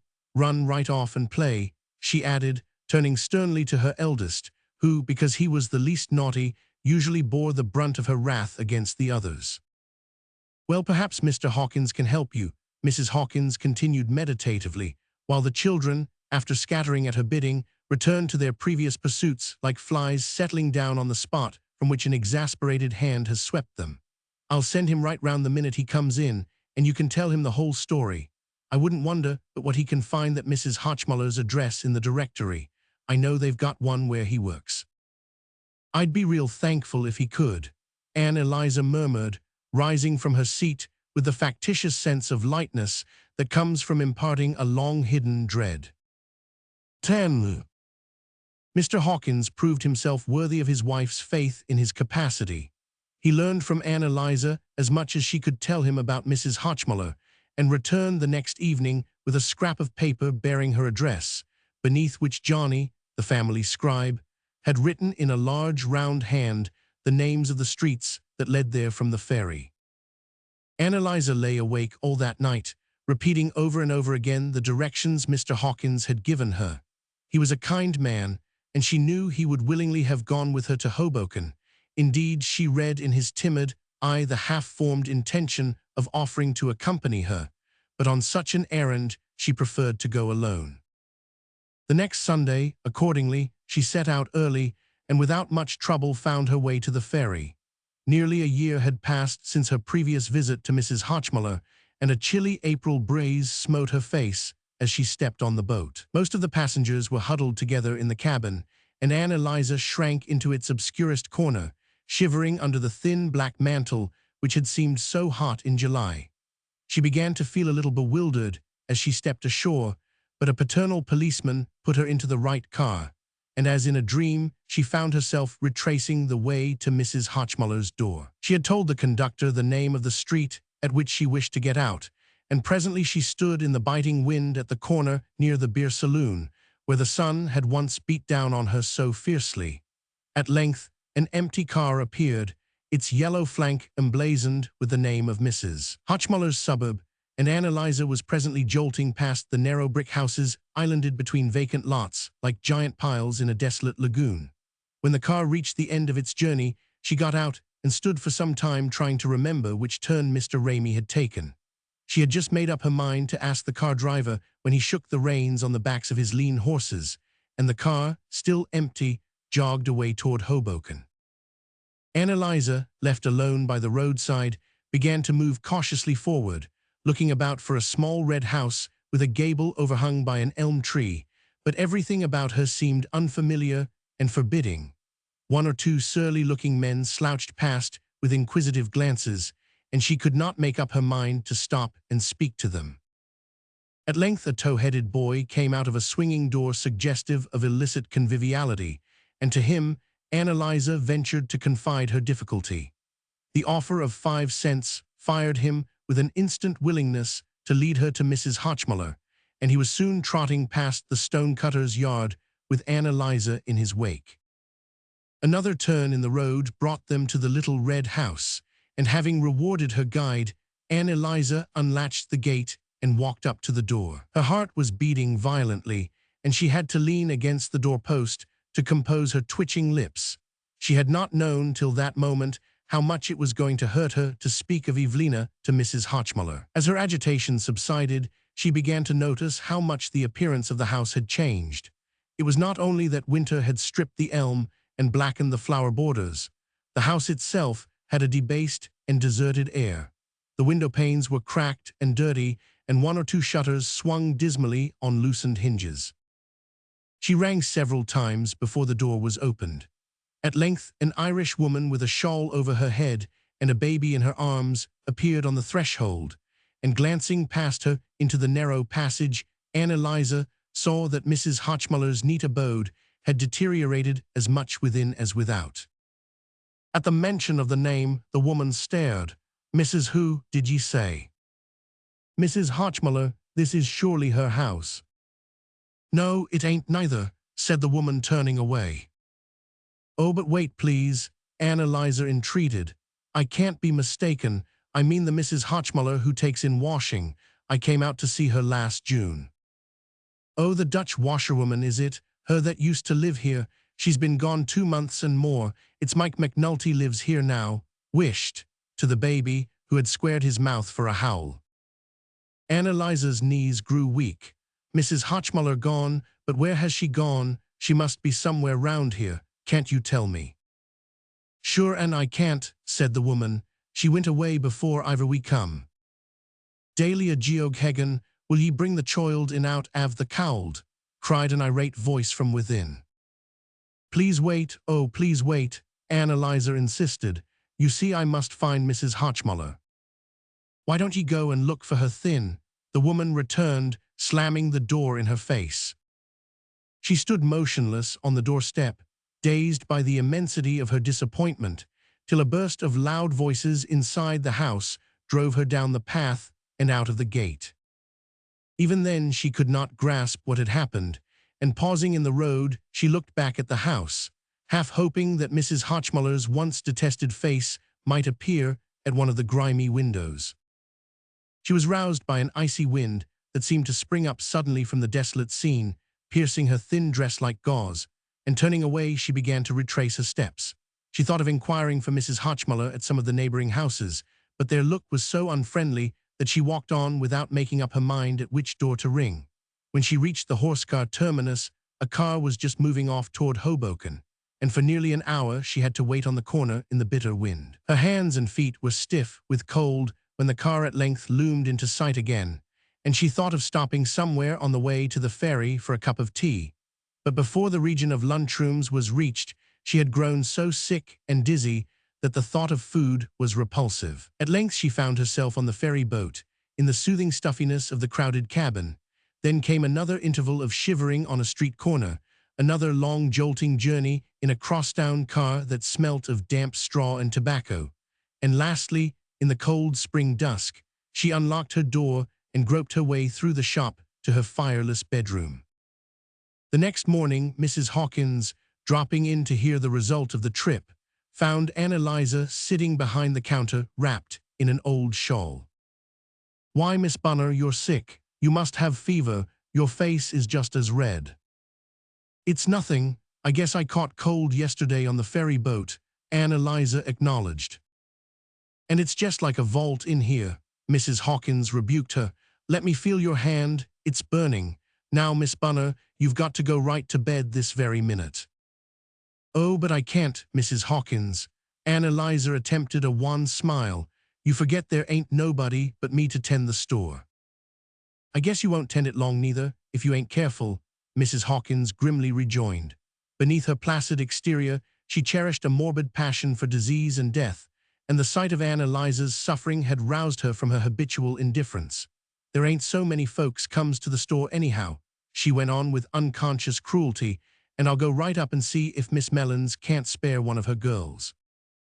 Annalisa, too weary to resist, allowed Mrs. Hawkins to put her to bed and make a cup of tea over the stove, while Miss Mellons, always good-naturedly responsive to any appeal for help, sent down the weak-eyed little girl to deal with hypothetical customers. Annalisa, having so far abdicated her independence, sank into sudden apathy. As far as she could remember, it was the first time in her life that she had been taken care of instead of taking care, and there was a momentary relief in the surrender. She swallowed the tea like an obedient child, allowed a poultice to be applied to her aching chest, and uttered no protest when a fire was kindled in the rarely used grate. But as Mrs. Hawkins bent over to settle her pillows, she raised herself on her elbow to whisper, "Oh, Mrs. Hawkins, Mrs. Hotchmuller warn't there." The tears rolled down her cheeks. "She warn't there. Has she moved?" "Over 2 months ago, and they don't know where she's gone. Oh, what'll I do, Mrs. Hawkins?" There, Miss Bunner, you lay still and don't fret. I'll ask Mr. Hawkins soon as ever he comes home." Annalisa murmured her gratitude, and Mrs. Hawkins, bending down, kissed her on the forehead. "Don't you fret," she repeated, in the voice with which she soothed her children. For over a week Annalisa lay in bed, faithfully nursed by her 2 neighbors, while the weak-eyed child and the pale sewing girl who had helped to finish Evelina's wedding dress took turns in minding the shop. Every morning when her friends appeared, Annalisa lifted her head to ask, "Is there a letter?" and at their gentle negative sank back in silence. Mrs. Hawkins, for several days, spoke no more of her promise to consult her husband as to the best way of tracing Mrs. Hotchmuller, and dread of fresh disappointment kept Annalisa from bringing up the subject. But the following Sunday evening, as she sat for the first time bolstered up in her rocking chair near the stove, while Miss Mellons studied the Police Gazette beneath the lamp, there came a knock on the shop door and Mr. Hawkins entered. Annalisa's first glance at his plain, friendly face showed her he had news to give, but though she no longer attempted to hide her anxiety from Miss Mellons, her lips trembled too much to let her speak. "Good evening, Miss Bunner," said Mr. Hawkins in his dragging voice. "I've been over to Hoboken all day looking round for Mrs. Hotchmuller." "Oh, Mr. Hawkins, you have." "I made a thorough search, but I'm sorry to say it was no use. She's left Hoboken, moved clear away, and nobody seems to know where." "It was real good of you, Mr. Hawkins." Annalisa's voice struggled up in a faint whisper through the submerging tide of her disappointment. Mr. Hawkins, in his embarrassed sense of being the bringer of bad news, stood before her uncertainly, then he turned to go. "No trouble at all," he paused to assure her from the doorway. She wanted to speak again, to detain him, to ask him to advise her, but the words caught in her throat, and she lay back silent. The next day she got up early and dressed and bonneted herself with twitching fingers. She waited till the weak-eyed child appeared, and having laid on her minute instructions as to the care of the shop, she slipped out into the street. It had occurred to her, in one of the weary watches of the previous night, that she might go to Tiffany's and make inquiries about Ramey's past. Possibly in that way she might obtain some information that would suggest a new way of reaching Evelina. She was guiltily aware that Mrs. Hawkins and Miss Mellons would be angry with her for venturing out of doors, but she knew she should never feel any better till she had news of Evelina. The morning air was sharp, and as she turned to face the wind she felt so weak and unsteady that she wondered if she should ever get as far as Union Square. But by walking very slowly and standing still now and then when she could do so without being noticed, she found herself at last before the jeweler's great glass doors. It was still so early that there were no purchasers in the shop, and she felt herself the center of innumerable unemployed eyes as she moved forward between long lines of showcases glittering with diamonds and silver. She was glancing about in the hope of finding the clock department without having to approach one of the impressive gentlemen who paced the empty aisles, when she attracted the attention of one of the most impressive of the number. The formidable benevolence with which he inquired what he could do for her made her almost despair of explaining herself, but she finally disentangled from a flurry of wrong beginnings the request to be shown to the clock department. The gentleman considered her thoughtfully. "May I ask what style of clock you are looking for? Would it be for a wedding present, or?" The irony of the allusion filled Anne Eliza's veins with sudden strength. "I don't want to buy a clock at all. I want to see the head of the department." Mr. Loomis, his stare still weighed her, then he seemed to brush aside the problem she presented as beneath his notice. "Oh, certainly, take the elevator to the second floor, next aisle to the left." He waved her down the endless perspective of showcases. Anne Eliza followed the line of his lordly gesture, and a swift ascent brought her to a great hall full of the buzzing and booming of thousands of clocks. Whichever way she looked, clocks stretched away from her in glittering interminable vistas. Clocks of all sizes and voices, from the bell-throated giant of the hallway to the chirping dressing-table toy. Tall clocks of mahogany and brass with cathedral chimes. Clocks of bronze, glass, porcelain of every possible size, voice, and configuration.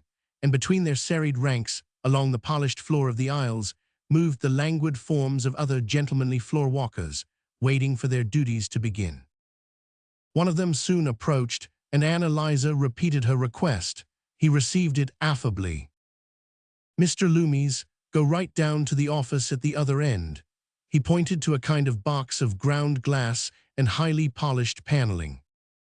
As she thanked him, he turned to one of his companions and said something in which she caught the name of Mr. Loomis, and which was received with an appreciative chuckle. She suspected herself of being the object of the pleasantry and straightened her thin shoulders under her mantle.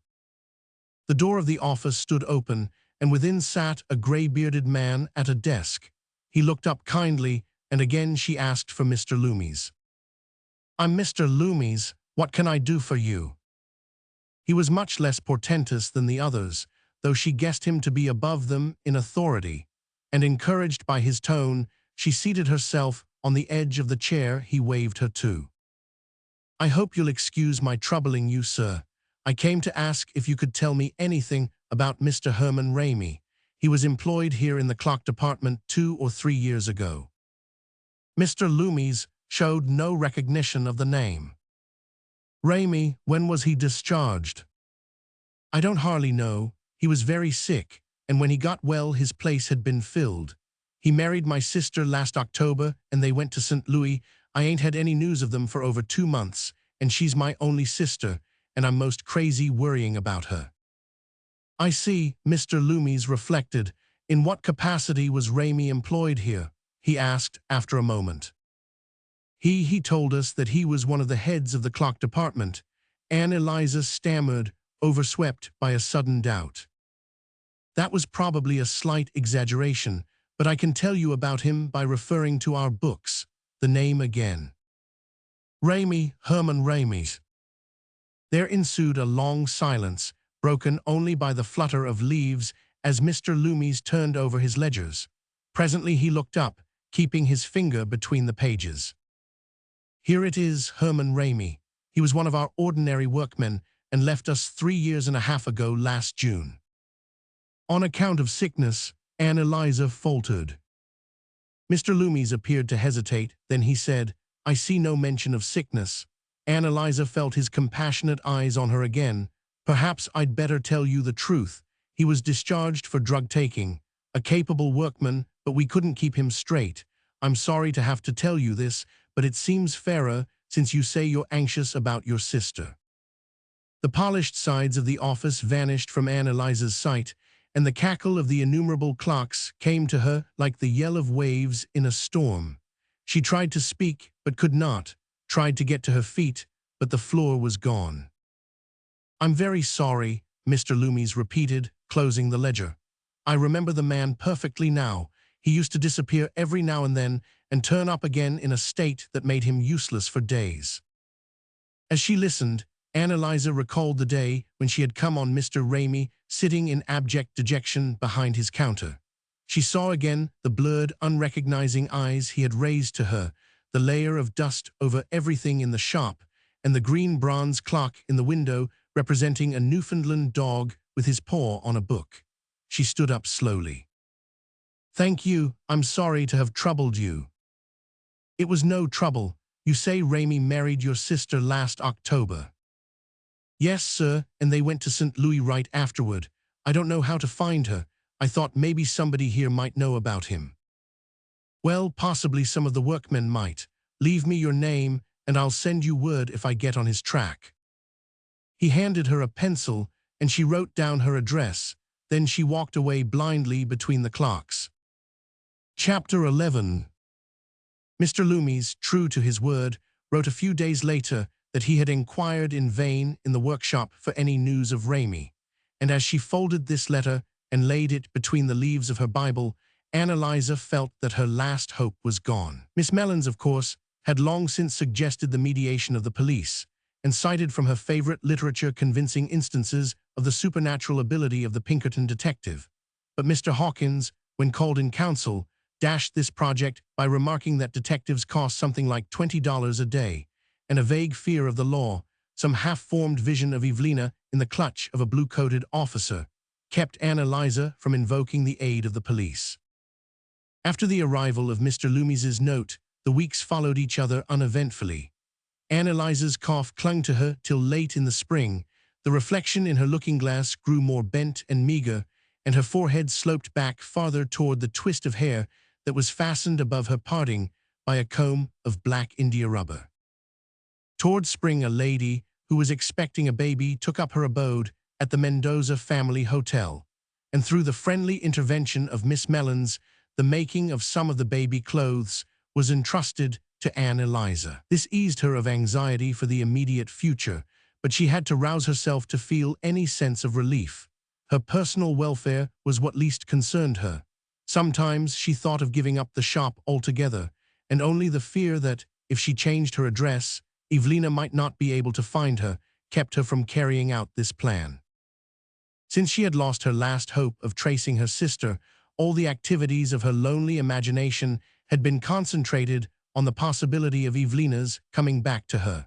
The discovery of Ramey's secret filled her with dreadful fears. In the solitude of the shop and the back room, she was tortured by vague pictures of Evelina's sufferings. What horrors might not be hidden beneath her silence? Anne Eliza's great dread was that Miss Mellons should worm out of her what she had learned from Mr. Loomis. She was sure Miss Mellons must have abominable things to tell about drug fiends, things she did not have the strength to hear. Drug fiend, the very word was satanic. She could hear Miss Mellons roll it on her tongue. But Anne Eliza's own imagination, left to itself, had begun to people the long hours with evil visions. Sometimes, in the night, she thought she heard herself called. The voice was her sister's, but faint with a nameless terror. Her most peaceful moments were those in which she managed to convince herself that Evelina was dead. She thought of her then, mournfully but more calmly, as thrust away under the neglected mound of some unknown cemetery, where no headstone marked her name, no mourner with flowers for another grave paused in pity to lay a blossom on hers. But this vision did not often give Anne Eliza its negative relief, and always, beneath its hazy lines, lurked the dark conviction that Evelina was alive, in misery and longing for her. So the summer wore on. Annalisa was conscious that Mrs. Hawkins and Miss Mellons were watching her with affectionate anxiety, but the knowledge brought no comfort. She no longer cared what they felt or thought about her. Her grief lay far beyond touch of human healing, and after a while she became aware that they knew they could not help her. They still came in as often as their busy lives permitted, but their visits grew shorter, and Mrs. Hawkins always brought Arthur or the baby so that there should be something to talk about and someone whom she could scold. The autumn came and the winter. Business had fallen off again, and but few purchasers came to the little shop in the basement. In January, Annalisa pawned her mother's cashmere scarf, her mosaic brooch, and the rosewood not on which the clock had always stood. She would have sold the bedstead too, but for the persistent vision of Evelina returning weak and weary and not knowing where to lay her head. The winter passed in its turn, and March reappeared with its galaxies of yellow jonquils at the windy street corners, reminding Annalisa of the spring day when Evelina had come home with a bunch of jonquils in her hand. In spite of the flowers, which lent such a premature brightness to the streets, the month was fierce and stormy, and Annalisa could get no warmth into her bones. Nevertheless, she was insensibly beginning to take up the healing routine of life. Little by little she had grown used to being alone. She had begun to take a languid interest in the one or two new purchasers the season had brought, and though the thought of Evelina was as poignant as ever, it was less persistently in the foreground of her mind. Late one afternoon, she was sitting behind the counter, wrapped in her shawl, and wondering how soon she might draw down the blinds and retreat into the comparative coziness of the back room.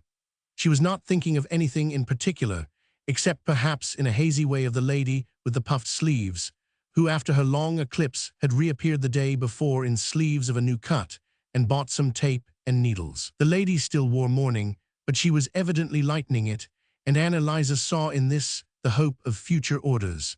The lady had left the shop about an hour before, walking away with her graceful step toward Fifth Avenue. She had wished Annalisa good day in her usual affable way, and Annalisa thought how odd it was that they should have been acquainted so long, and yet that she should not know the lady's name. From this consideration, her mind wandered to the cut of the lady's new sleeves, and she was vexed with herself for not having noted it more carefully. She felt Miss Mellons might have liked to know about it. Annalisa's powers of observation had never been as keen as Evelina's, when the latter was not too self-absorbed to exert them. As Miss Mellons always said, Evelina could take patterns with her eyes. She could have cut that new sleeve out of a folded newspaper in a trice. Musing on these things, Annalisa wished the lady would come back and give her another look at the sleeve. It was not unlikely that she might pass that way, for she certainly lived in or about the square. Suddenly, Annalisa remarked a small neat handkerchief on the counter. It must have dropped from the lady's purse, and she would probably come back to get it.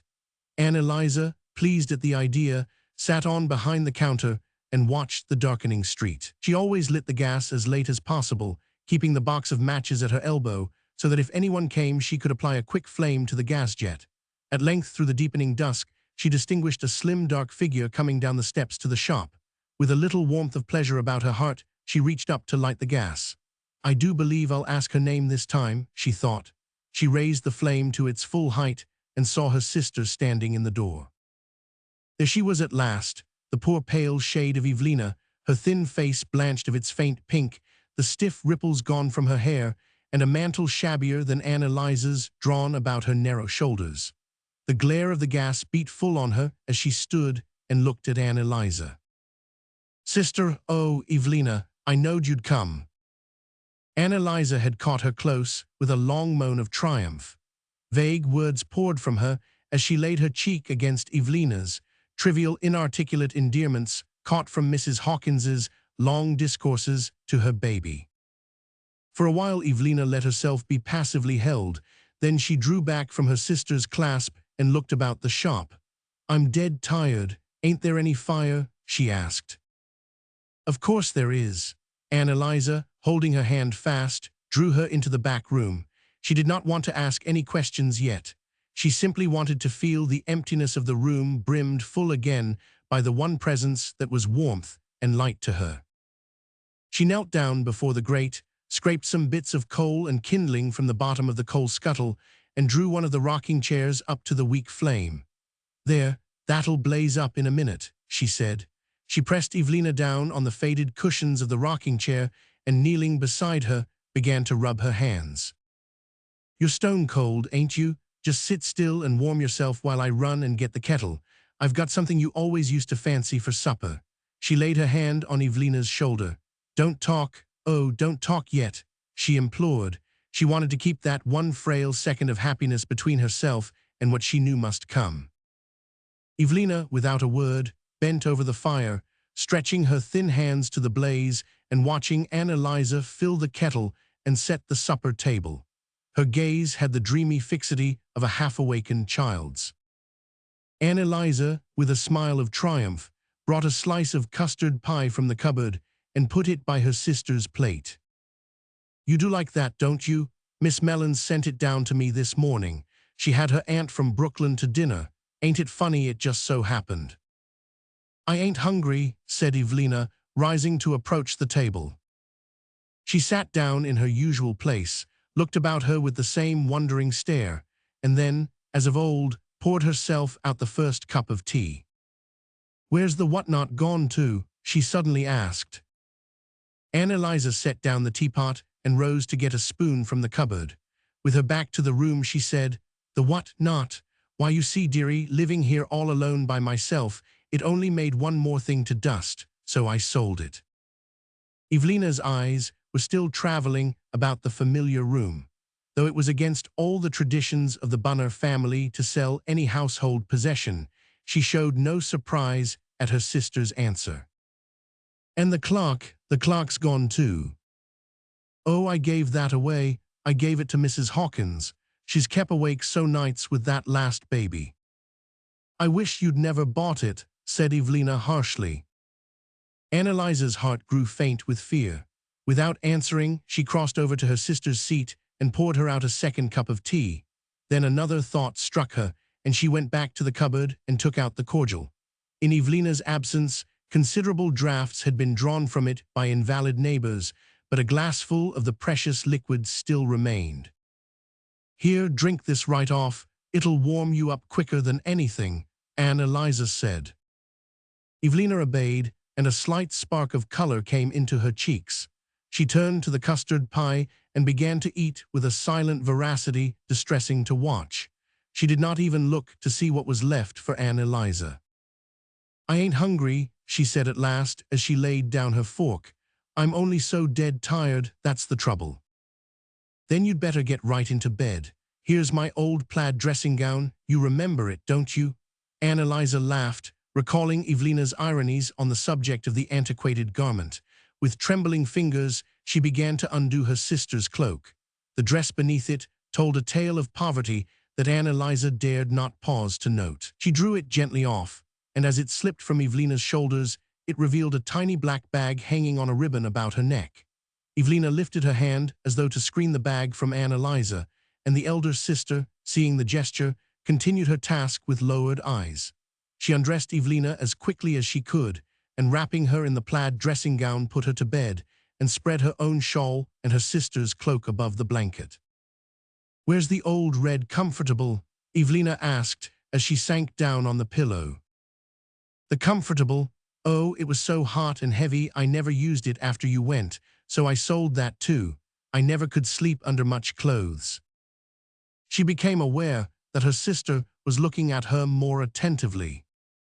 "I guess you've been in trouble too," Evelina said. "Me in trouble? What do you mean, Evelina?" "You've had to pawn the things, I suppose," Evelina continued in a weary, unmoved tone. "Well, I've been through worse than that. I've been to hell and back." "Oh, Evelina, don't say it, sister," Anna-Liza implored, shrinking from the unholy word. She knelt down and began to rub her sister's feet beneath the bedclothes. "I've been to hell and back if I am back," Evelina repeated. She lifted her head from the pillow and began to talk with a sudden feverish volubility.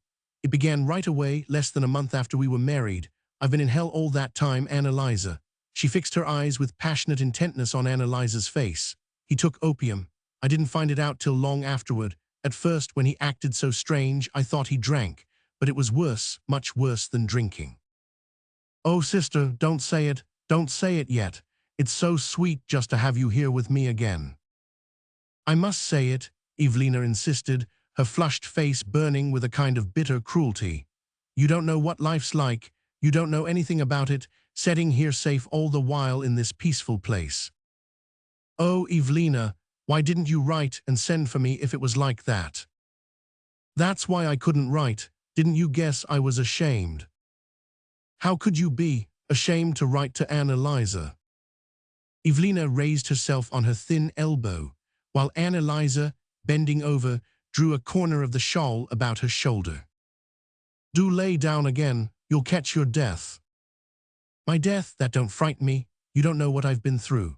And sitting upright in the old mahogany bed, with flushed cheeks and chattering teeth, and Anne Eliza's trembling arm clasping the shawl about her neck, Evelina poured out her story.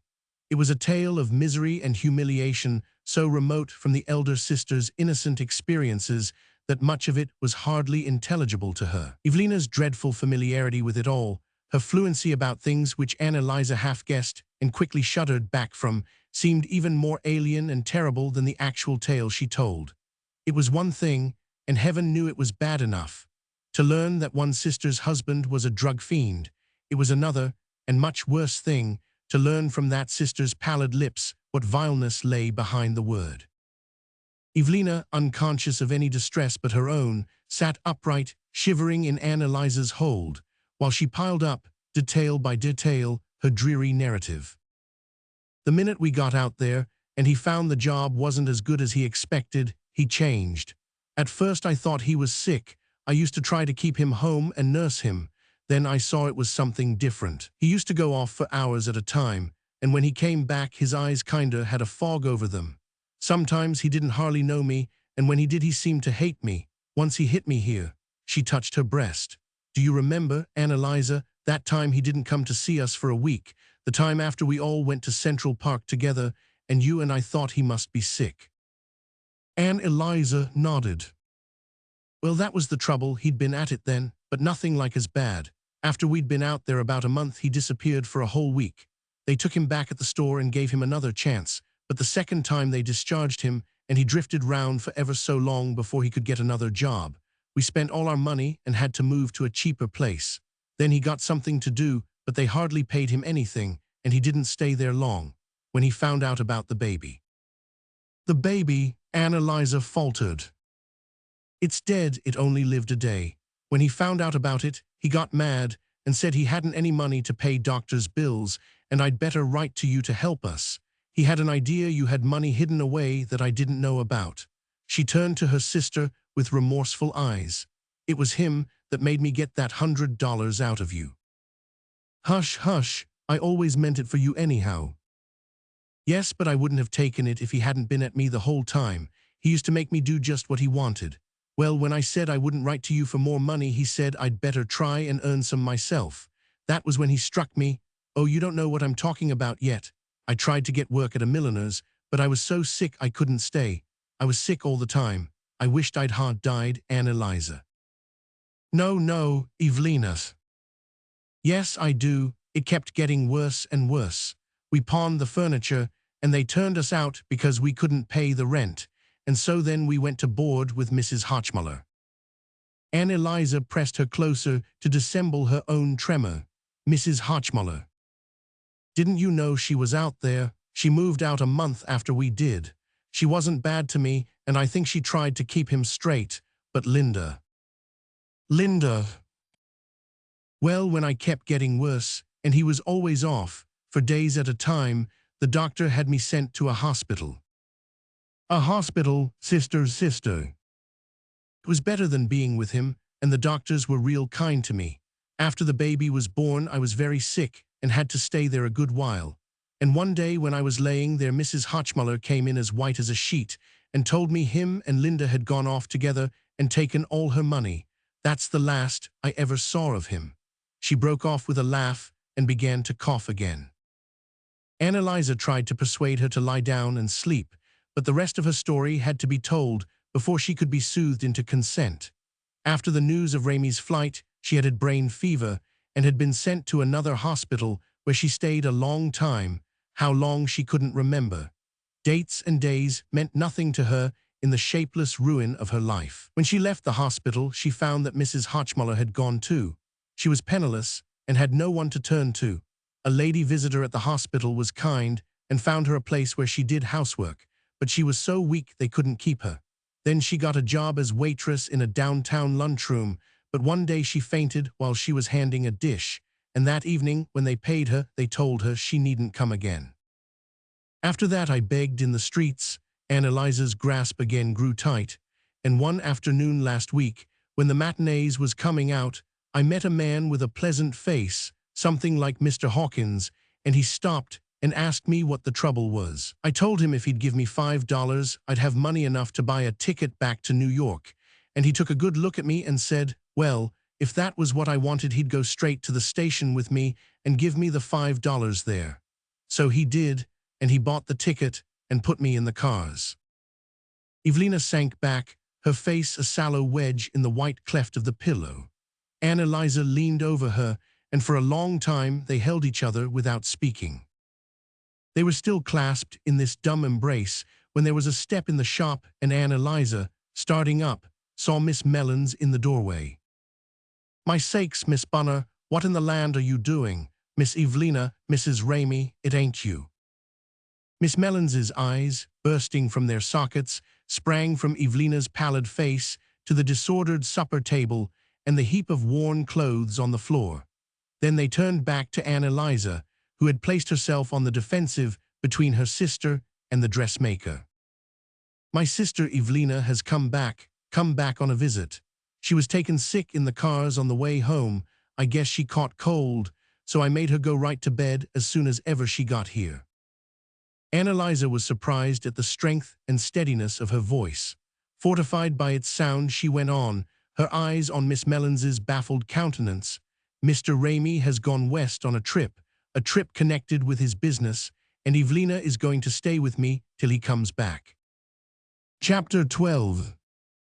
What measure of belief her explanation of Evelina's return obtained in the small circle of her friends Annalisa did not pause to inquire. Though she could not remember ever having told a lie before, she adhered with rigid tenacity to the consequences of her first lapse from truth, and fortified her original statement with additional details whenever a questioner sought to take her unawares. But other and more serious burdens lay on her startled conscience.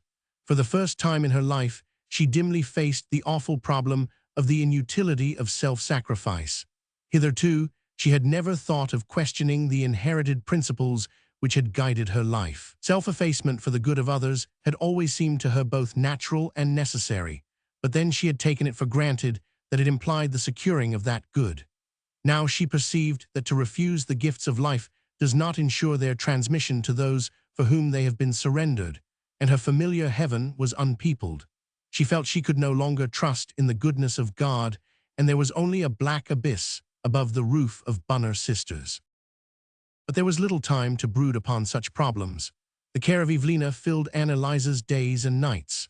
The hastily summoned doctor had pronounced her to be suffering from pneumonia, and under his care, the first stress of the disease was relieved. But her recovery was only partial, and long after the doctor's visits had ceased, she continued to lie in bed, too weak to move, and seemingly indifferent to everything about her. At length one evening, about 6 weeks after her return, she said to her sister, "I don't feel's if I'd ever get up again." Annalisa turned from the kettle she was placing on the stove. She was startled by the echo the words woke in her own breast. "Don't you talk like that, Evelina. I guess you're on'y tired out and disheartened."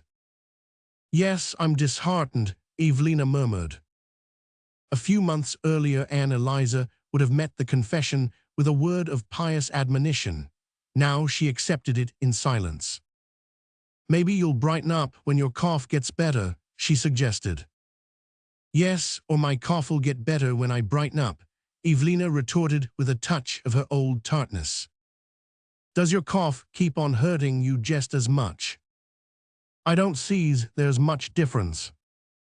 "Well, I guess I'll get the doctor to come round again," Annalisa said, trying for the matter-of-course tone in which one might speak of sending for the plumber or the gas fitter. "It ain't any use sending for the doctor, and who's going to pay him?" "I am," answered the elder sister. "Here's your tea and a mite of toast. Don't that tempt you?" Already in the watches of the night, Annalisa had been tormented by that same question, who was to pay the doctor, and a few days before she had temporarily silenced it by borrowing $20 of Miss Mellon's. The transaction had cost her one of the bitterest struggles of her life. She had never borrowed a penny of anyone before, and the possibility of having to do so had always been classed in her mind among those shameful extremities to which Providence does not let decent people come. But nowadays, she no longer believed in the personal supervision of Providence, and had she been compelled to steal the money instead of borrowing it, she would have felt that her conscience was the only tribunal before which she had to answer. Nevertheless, the actual humiliation of having to ask for the money was no less bitter, and she could hardly hope that Miss Mellons would view the case with the same detachment as herself. Miss Mellons was very kind, but she not unnaturally felt that her kindness should be rewarded by according her the right to ask questions, and bit by bit Annalisa saw Evelina's miserable secret slipping into the dressmaker's possession. When the doctor came, she left him alone with Evelina, busying herself in the shop that she might have an opportunity of seeing him alone on his way out.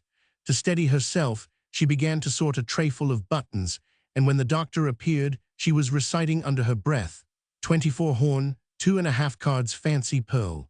She saw at once that his look was grave. He sat down on the chair beside the counter, and her mind traveled miles before he spoke. "Miss Bunner, the best thing you can do is to let me get a bed for your sister at St. Luke's." "The hospital." "Come now, you're above that sort of prejudice, aren't you?" The doctor spoke in the tone of one who coaxes a spoiled child. "I know how devoted you are, but Mrs. Ramey can be much better cared for there than here. You really haven't time to look after her and attend to your business as well. There'll be no expense, you understand." Annalisa made no answer. "You think my sister's going to be sick a good while then?" she asked. "Well, yes, possibly." "You think she's very sick?" "Well, yes, she's very sick." His face had grown still graver. He sat there as though he had never known what it was to hurry. Annalisa continued to separate the pearl and horn buttons. Suddenly, she lifted her eyes and looked at him. "Is she going to die?" The doctor laid a kindly hand on hers. "We never say that, Miss Bunner. Human skill works wonders, and at the hospital Mrs. Ramey would have every chance." "What is it? What's she dying of?" The doctor hesitated, seeking to substitute a popular phrase for the scientific terminology which rose to his lips. "I want to know," Annalisa persisted. "Yes, of course, I understand. Well, your sister has had a hard time lately, and there is a complication of causes resulting in consumption, rapid consumption, at the hospital."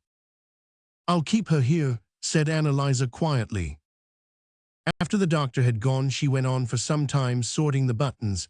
Then she slipped the tray into its place on a shelf behind the counter and went into the back room. She found Evelina propped upright against the pillows, a flush of agitation on her cheeks. Annalisa pulled up the shawl which had slipped from her sister's shoulders. "How long you've been? What's he been saying?" "Oh, he went long ago. He only stopped to give me a prescription. I was sorting out that tray of buttons. Miss Mellons's girl got them all mixed up." She felt Evelina's eyes upon her. "He must have said something. What was it?" "Why, he said you'd have to be careful and stay in bed and take this new medicine he's given you." "Did he say I was going to get well?" "Why, Evelina." "What's the use, Annalisa? You can't deceive me. I've just been up to look at myself in the glass, and I saw plenty of 'em in the hospital that looked like me. They didn't get well, and I ain't going to." Her head dropped back. "It don't much matter. I'm about tired. Only there's one thing, Annalisa." The elder sister drew near to the bed. "There's one thing I ain't told you. I didn't want to tell you yet because I was afraid you might be sorry, but if he says I'm going to die, I've got to say it." She stopped to cough, and to Annalisa it now seemed as though every cough struck a minute from the hours remaining to her. "Don't talk now, you're tired." "I'll be tireder tomorrow, I guess, and I want you should know, sit down close to me there." Annalisa sat down in silence, stroking her shrunken hand. "I'm a Roman Catholic, Annalisa." "Evelina, oh Evelina Bunner, a Roman Catholic you. Oh Evelina, did he make you?" Evelina shook her head. "I guess he didn't have no religion, he never spoke of it. But you see Mrs. Hotchmuller was a Catholic, and so when I was sick, she got the doctor to send me to a Roman Catholic hospital, and the sisters was so good to me there, and the priest used to come and talk to me, and the things he said kept me from going crazy. He seemed to make everything easier." "Oh, sister, how could you?" Annalisa wailed. She knew little of the Catholic religion except that papists believed in it, in itself a sufficient indictment. Her spiritual rebellion had not freed her from the formal part of her religious belief, and apostasy had always seemed to her one of the sins from which the pure in mind avert their thoughts. "And then when the baby was born," Evelina continued, "he christened it right away so it could go to heaven, and after that, you see, I had to be a Catholic." "I don't see." "Don't I have to be where the baby is? I couldn't ever ha gone there if I hadn't been made a Catholic. Don't you understand that?" Annalisa sat speechless, drawing her hand away. Once more she found herself shut out of Evelina's heart, an exile from her closest affections. "I've got to go where the baby is," Evelina feverishly insisted. Annalisa could think of nothing to say. She could only feel that Evelina was dying, and dying as a stranger in her arms. Raymie and the day-old baby had parted her forever from her sister. Evelina began again. "If I get worse, I want you to send for a priest. Miss Mellins'll know where to send. She's got an aunt that's a Catholic. Promise me faithful you will." "I promise," said Annalisa. After that they spoke no more of the matter, but Annalisa now understood that the little black bag about her sister's neck, which she had innocently taken for a memento of Raymie, was some kind of sacrilegious amulet, and her fingers shrank from its contact when she bathed and dressed Evelina. It seemed to her the diabolical instrument of their estrangement. Chapter 13. Spring had really come at last. There were leaves on the ailanthus tree that Evelina could see from her bed. Gentle clouds floated over it in the blue, and now and then the cry of a flower seller sounded from the street. One day there was a shy knock on the back room door, and Johnny Hawkins came in with 2 yellow jonquils in his fist. He was getting bigger and squarer, and his round, freckled face was growing into a smaller copy of his father's. He walked up to Evelina and held out the flowers. "They blew off the cart, and the fellow said I could keep 'em, but you can have 'em," he announced. Annalisa rose from her seat at the sewing machine and tried to take the flowers from him. "They ain't for you, they're for her," he sturdily objected, and Evelina held out her hand for the jonquils. After Johnny had gone, she lay and looked at them without speaking. Annalisa, who had gone back to the machine, bent her head over the seam she was stitching. The click, click, click of the machine sounded in her ear like the tick of Raymie's clock, and it seemed to her that life had gone backward, and that Evelina, radiant and foolish, had just come into the room with the yellow flowers in her hand. When at last she ventured to look up, she saw that her sister's head had drooped against the pillow, and that she was sleeping quietly. Her relaxed hand still held the jonquils, but it was evident that they had awakened no memories. She had dozed off almost as soon as Johnny had given them to her. The discovery gave Annalisa a startled sense of the ruins that must be piled upon her past. "I don't believe I could have forgotten that day, though," she said to herself, but she was glad that Evelina had forgotten. Evelina's disease moved on along the usual course, now lifting her on a brief wave of elation, now sinking her to new depths of weakness. There was little to be done, and the doctor came only at lengthening intervals. On his way out, he always repeated his first friendly suggestion about sending Evelina to the hospital, and Annalisa always answered, "I guess we can manage." The hours passed for her with the fierce rapidity that great joy or anguish lends them. She went through the days with a sternly smiling precision, but she hardly knew what was happening, and when nightfall released her from the shop, and she could carry her work to Evelina's bedside, the same sense of unreality accompanied her, and she still seemed to be accomplishing a task whose object had escaped her memory. Once, when Evelina felt better, she expressed a desire to make some artificial flowers, and Anne Eliza, deluded by this awakening interest, got out the faded bundles of stems and petals and the little tools and spools of wire. But after a few minutes, the work dropped from Evelina's hands, and she said, "I'll wait until tomorrow."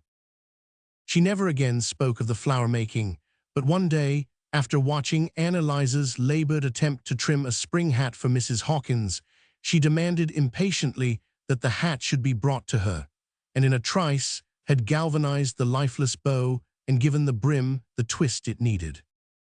These were rare gleams, and more frequent were the days of speechless lassitude, when she lay for hours silently staring at the window, shaken only by the hard, incessant cough that sounded to Anne Eliza like the hammering of nails into a coffin. At length one morning, Anne Eliza, starting up from the mattress at the foot of the bed, hastily called Miss Mellons down and ran through the smoky dawn for the doctor. He came back with her and did what he could to give Evelina momentary relief. Then he went away, promising to look in again before night. Miss Mellons, her head still covered with curl papers, disappeared in his wake, and when the sisters were alone, Evelina beckoned to Anne Eliza. "You promised," she whispered, grasping her sister's arm, and Anne Eliza understood. She had not yet dared to tell Miss Mellons of Evelina's change of faith. It had seemed even more difficult than borrowing the money, but now it had to be done. She ran upstairs after the dressmaker and detained her on the landing. "Miss Mellons, can you tell me where to send for a priest, a Roman Catholic priest?" "A priest, Miss Bunner?" "Yes, my sister became a Roman Catholic while she was away. They were kind to her in her sickness, and now she wants a priest." Anne Eliza faced Miss Mellons with unflinching eyes. "My Aunt Dugan'll know. I'll run right round to her the minute I get my papers off," the dressmaker promised, and Anne Eliza thanked her. An hour or two later the priest appeared. Anne Eliza, who was watching, saw him coming down the steps to the shop door and went to meet him. His expression was kind, but she shrank from his peculiar dress and from his pale face with its bluish chin and enigmatic smile. Anne Eliza remained in the shop. Miss Mellons's girl had mixed the buttons again, and she set herself to sort them. The priest stayed a long time with Evelina. When he again carried his enigmatic smile past the counter, and Anne Eliza rejoined her sister, Evelina was smiling with something of the same mystery, but she did not tell her secret. After that it seemed to Anne Eliza that the shop and the back room no longer belonged to her. It was as though she were there on sufferance, indulgently tolerated by the unseen power which hovered over Evelina even in the absence of its minister. The priest came almost daily, and at last a day arrived when he was called to administer some rite of which Anne Eliza but dimly grasped the sacramental meaning. All she knew was that it meant that Evelina was going, and going, under this alien guidance, even farther from her than to the dark places of death. When the priest came, with something covered in his hands, she crept into the shop, closing the door of the back room to leave him alone with Evelina. It was a warm afternoon in May, and the crooked ailanthus tree rooted in a fissure of the opposite pavement was a fountain of tender green.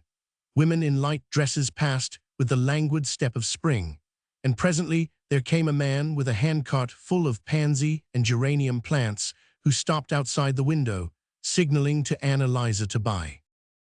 An hour went by before the door of the back room opened, and the priest reappeared with that mysterious, covered something in his hands. Anne Eliza had risen, drawing back as he passed. He had doubtless divined her antipathy, for he had hitherto only bowed in going in and out, but today he paused and looked at her compassionately. "I have left your sister in a very beautiful state of mind," he said in a low voice like a woman's. "She is full of spiritual consolation." Anne Eliza was silent, and he bowed and went out. She hastened back to Evelina's bed and knelt down beside it. Evelina's eyes were very large and bright. She turned them on Anne Eliza with a look of inner illumination. "I shall see the baby," she said. Then her eyelids fell and she dozed. The doctor came again at nightfall, administering some last palliatives, and after he had gone, Anne Eliza, refusing to have her vigil shared by Miss Mellons or Mrs. Hawkins, sat down to keep watch alone. It was a very quiet night. Evelina never spoke or opened her eyes, but in the still hour before dawn, Anne Eliza saw that the restless hand outside the bedclothes had stopped its twitching. She stooped over and felt no breath on her sister's lips. The funeral took place 3 days later. Evelina was buried in Calvary Cemetery, the priest assuming the whole care of the necessary arrangements, while Anne Eliza, a passive spectator, beheld with stony indifference this last negation of her past. A week afterward she stood in her bonnet and mantle in the doorway of the little shop. Its whole aspect had changed. Counter and shelves were bare. The window was stripped of its familiar miscellany of artificial flowers, note paper, wire hat frames, and limp garments from the dyers, and against the glass pane of the doorway hung a sign, "This store to let." Anne Eliza turned her eyes from the sign as she went out and locked the door behind her. Evelina's funeral had been very expensive, and Anne Eliza, having sold her stock and trade and the few articles of furniture that remained to her, was leaving the shop for the last time. She had not been able to buy any mourning, but Miss Mellons had sewed some crepe on her old black mantle and bonnet, and having no gloves, she slipped her bare hands under the folds of the mantle. It was a beautiful morning, and the air was full of a warm sunshine that had coaxed open nearly every window in the street, and summoned to the windowsills the sickly plants nurtured indoors in winter. Anne Eliza's way lay westward, toward Broadway, but at the corner she paused and looked back down the familiar length of the street. Her eyes rested a moment on the blotched Bunner sisters above the empty window of the shop. Then they traveled on to the overflowing foliage of the square, above which was the church tower with the dial that had marked the hours for the sisters before Anne Eliza had bought the nickel clock. She looked at it all as though it had been the scene of some unknown life, of which the vague report had reached her. She felt for herself the only remote pity that busy people accord to the misfortunes which come to them by hearsay. She walked to Broadway and down to the office of the house agent to whom she had entrusted the subletting of the shop. She left the key with one of his clerks, who took it from her as if it had been any one of 1,000 others, and remarked that the weather looked as if spring was really coming. Then she turned and began to move up the great thoroughfare, which was just beginning to wake to its multitudinous activities. She walked less rapidly now, studying each shop window as she passed, but not with the desultory eye of enjoyment. The watchful fixity of her gaze overlooked everything but the object of its quest. At length she stopped before a small window wedged between two mammoth buildings, and displaying, behind its shining plate glass festooned with muslin, a varied assortment of sofa cushions, tea-cloths, pen wipers, painted calendars, and other specimens of feminine industry. In a corner of the window she had read, on a slip of paper pasted against the pane, "Wanted, a saleslady," and after studying the display of fancy articles beneath it, she gave her mantle a twitch, straightened her shoulders, and went in.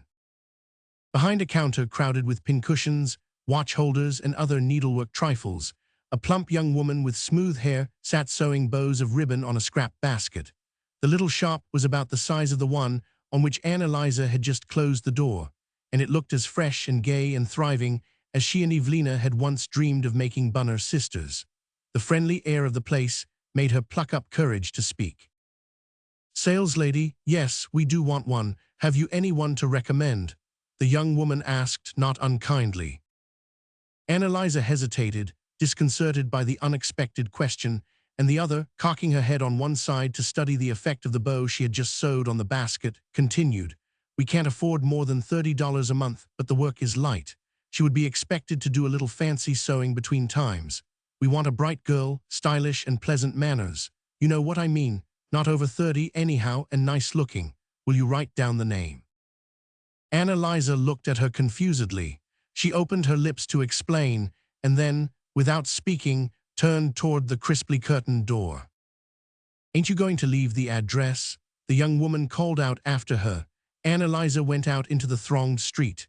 The great city, under the fair spring sky, seemed to throb with the stir of innumerable beginnings. She walked on, looking for another shop window with a sign in it. The end.